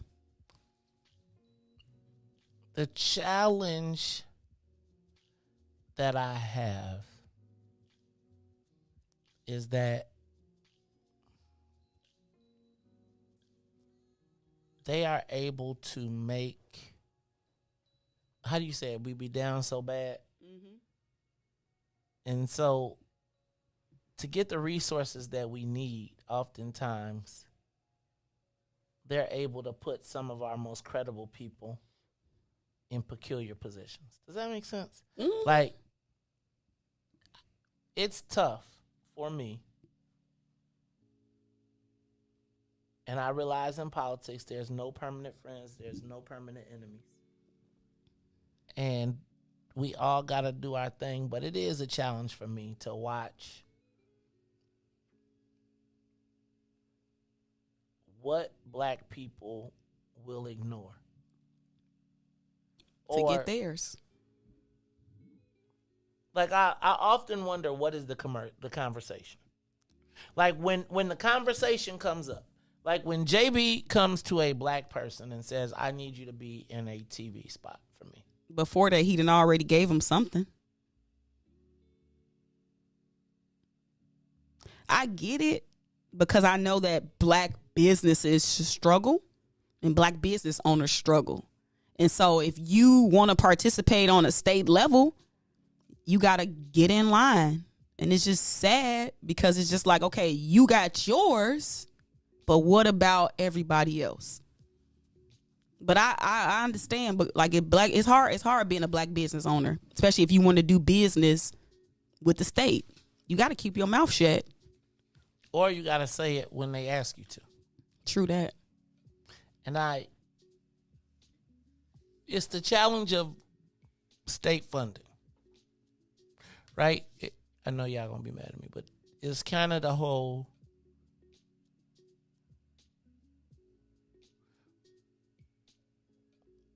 we don't fund our own institutions, and so we don't really,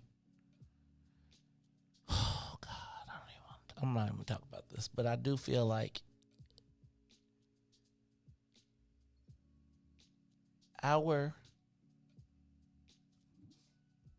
I hate that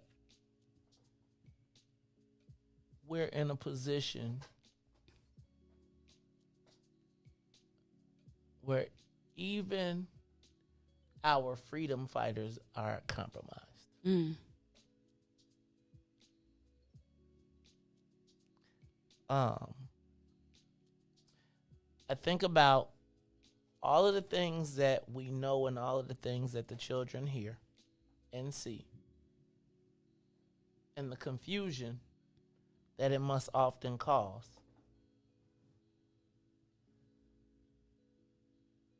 Like, we straight got played on the two biggest economic opportunities in the last 4 years. I gotta ask, what is the conversation when JB calls? What is that conversation? And how much, like, let me ask, what is it that you could, what's the number? How much JB got to pay? Like, if he came to you and asked you, I want you to do a commercial. Like, I got to be in it? Yep. You got to sit in front of the camera. Mm-hmm. Not as Ruthie, though. Mm-hmm. And say he gave me something or did something for me? No, why he good? Why he great? Why he's good for the state? How much? 10 bands? 20 bands? What's that, 1,000? That's Yeah, 20,000? Yeah, that's it. You be down so bad. Y'all That's really probably what the rate is. Nah, I think Low-key, I think it might be less than that. I don't know, man. I just have a hard time. So now, though, the price, can I just tell y'all, with Richard Irvin getting $20 million, that's going to come up. That price going to go up. I just need Richard to, Wait, you can't possibly be thinking about supporting Richard Irvin. You can't possibly be thinking about supporting. I'm not counting him out. Now he doing a lot with his dog whistle. Come on, what about All Lives Matter? That's what I'm saying. He doing a lot. Come on, he be in the car with the police. But I know that he just got to do that. I know why he doing it. So I'm gonna still give him a chance to come and give us the wink and the nod. Man, he is. If we don't get the wink and the nod though, then nah. But he got to come give us the wink and the nod. Like, okay, y'all know I'm just really saying this stuff because I got to appease and appeal. So I get it. Do he got a black wife? She not? Oh. He got a Kendrick. We gonna be all white. Aurora. Kendrick. Go ahead. Yeah, plus the dancing slaves. I forgot. I know y'all like that part. That's Riis' favorite part. I'm waiting to see. I think Richard Irvin. Ain't nobody counting him out. Like y'all can't just be like, oh, he had the slave commercial, and then think we gonna count him out. Now his lack of a black wife, I count him out for that. No, y'all ain't. I would, but you ain't count Kendrick out. Cause he. Go ahead. Cause what? It's people of color though. That's what you say. Okay, look. Ruthie. I said he divorced. Right. Okay. So maybe his new one ain't gonna be. Oh, damn, Richard. Hey man, you from Aurora. You typecast, bro. Dick Irvin. Dang! Okay, Randy. Now Randy all excited. Ruthie quoting me. I'm just gonna ask y'all, man. $20 million. How much do you think it take for somebody? Who is going to be the black person that gets the Richard Irvin work? Ooh. Who is that? That's why I said he needs to come on and start spreading this around. Who is going to be the black person with the Richard Irvin work? And will they be called a sellout? No. There is room for black people to not always be Democrats. There's room. Not if you want to do no business. JB can't wag his finger at y'all. You crazy. He, it might be seen as, but that black man, he could tell y'all, we're going to bring in the National Guards. JB can't say that. He going to say, JB, you racist. But Richard Irvin, he could say it. Can't say he racist because he black. All across they using black people as the mouthpieces to get tough on crime with you blacks. So y'all better get it together. 20 million. How much, Ruthie? Richard Irvin come through here, be like, hey, Ruthie. I have to talk to him and just find out a little bit more about him. I'm gonna say, man, why you lie to him about them National Guard? You know you been in the truth a little bit. He ain't been. He did call him. Ooh, I can call him too. Right. I can call him too. There you go.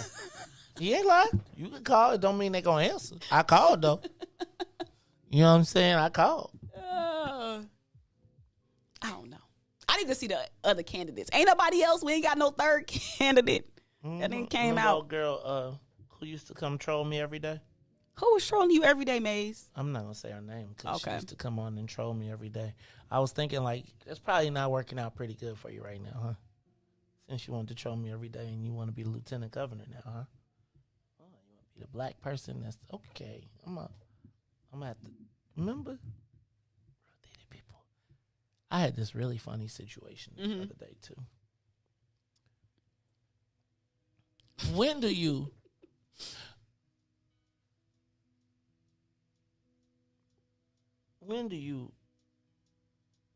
I be feeling like it's a lot of people that come to me, or not a lot, but people come to me after they done been disrespectful or watch people be disrespectful. And then act like it's all good because now they got troubles. Like you the drop squad or something. Like, hey man, the white people's after me. What we gonna do? You know, Ruthie, I be thinking like, what would happen if I just started bringing a rope to the lyncher?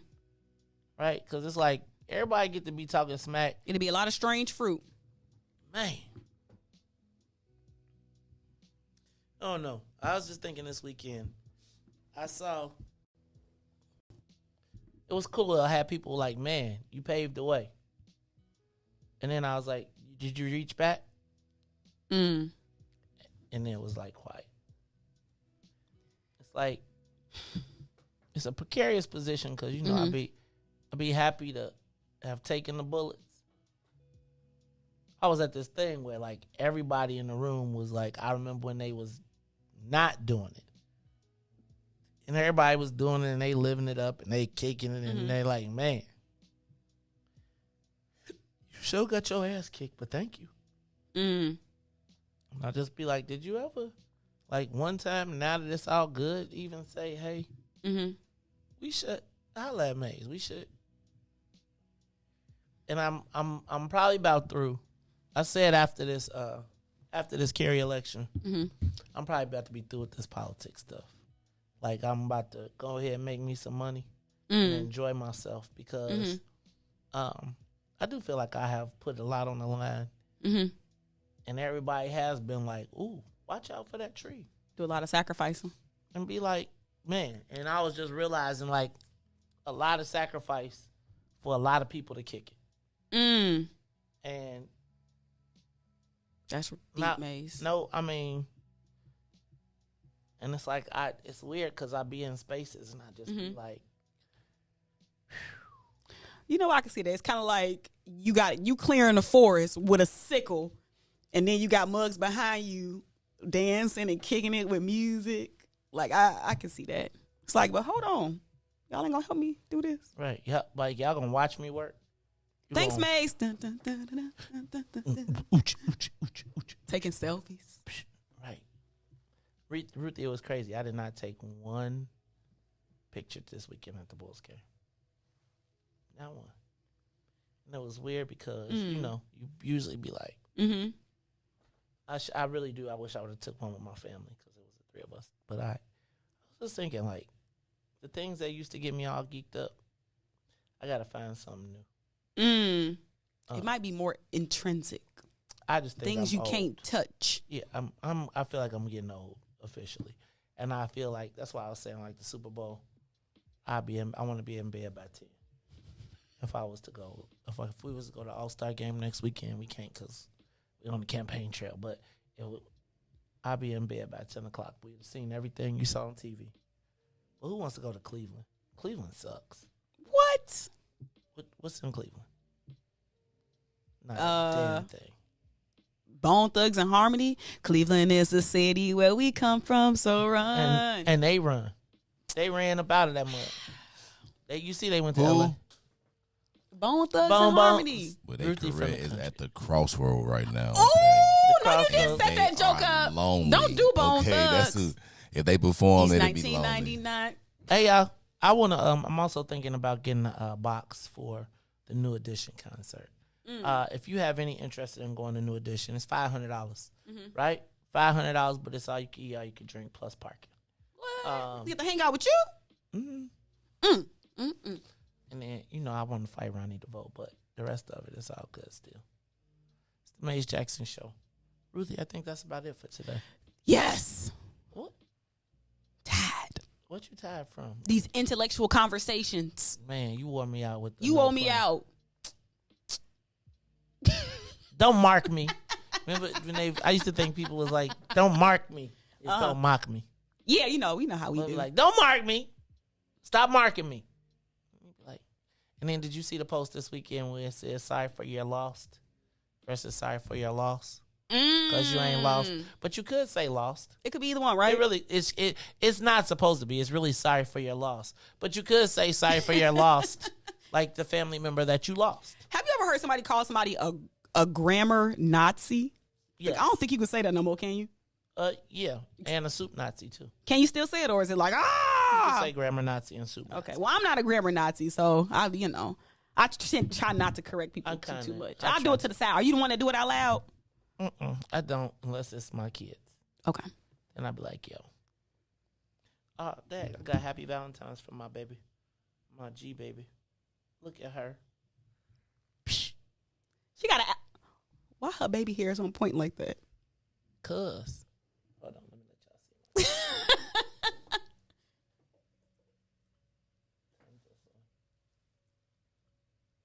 Y'all see the G baby.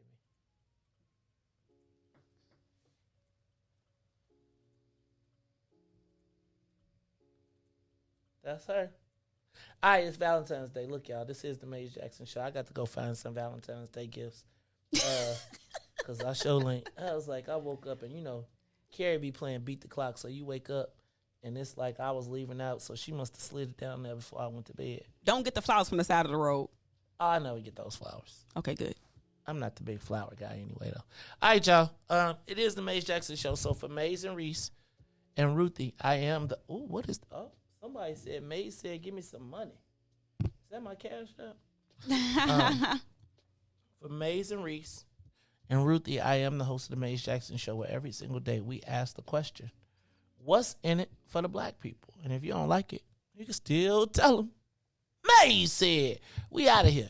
Peace. Let's get down to business and go ahead and address the facts, man. Lightfoot seems more lesbian than black. Rahm Emanuel's another case. He was just as tired. 50 closed schools left much to be desired. Police had Anjanette naked on that body cam. They suppressed the footage so it couldn't touch a lot of hands. Reminds me of that 16 shots in that cover-up. Both of them similar, so I went and dug it up. George Floyd killed, a lot of riots happened in the town. Southside burned and they wouldn't let them bridges down. Grandmother sick, need a prescription and plus a couple groceries. You gon' have to travel just to get it now. COVID-19 out here shutting all the business down. Not enough SBA loans to even give around. So many failed businesses that you can put them in the pile. If you don't survive the pandemic, it's gon' sit you down. We sing, dance, play ball, entertain, and crack jokes. Government infested black neighborhoods with crack smoke. System that milked us so bad, we got lactose. Still trying to find out what's in it for us black folks. We sing, dance, play ball, entertain, and crack jokes. Government infested black neighborhoods with crack smoke. System that milked us so bad, we got lactose. Still trying to find out what's in it for us black folks. Shout out to Willie Wilson, hope one day you get to send it.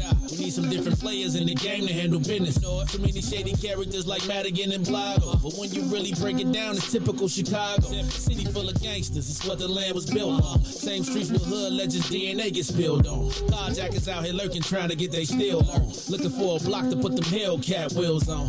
Let this give bogus appraisals a red line. Car crackers out here getting minimal fair time. And I'm concealed carry, I stay with the pipe. But Illinois gun laws giving minimal rights. Stay up on the swivel, make sure I'm moving tight.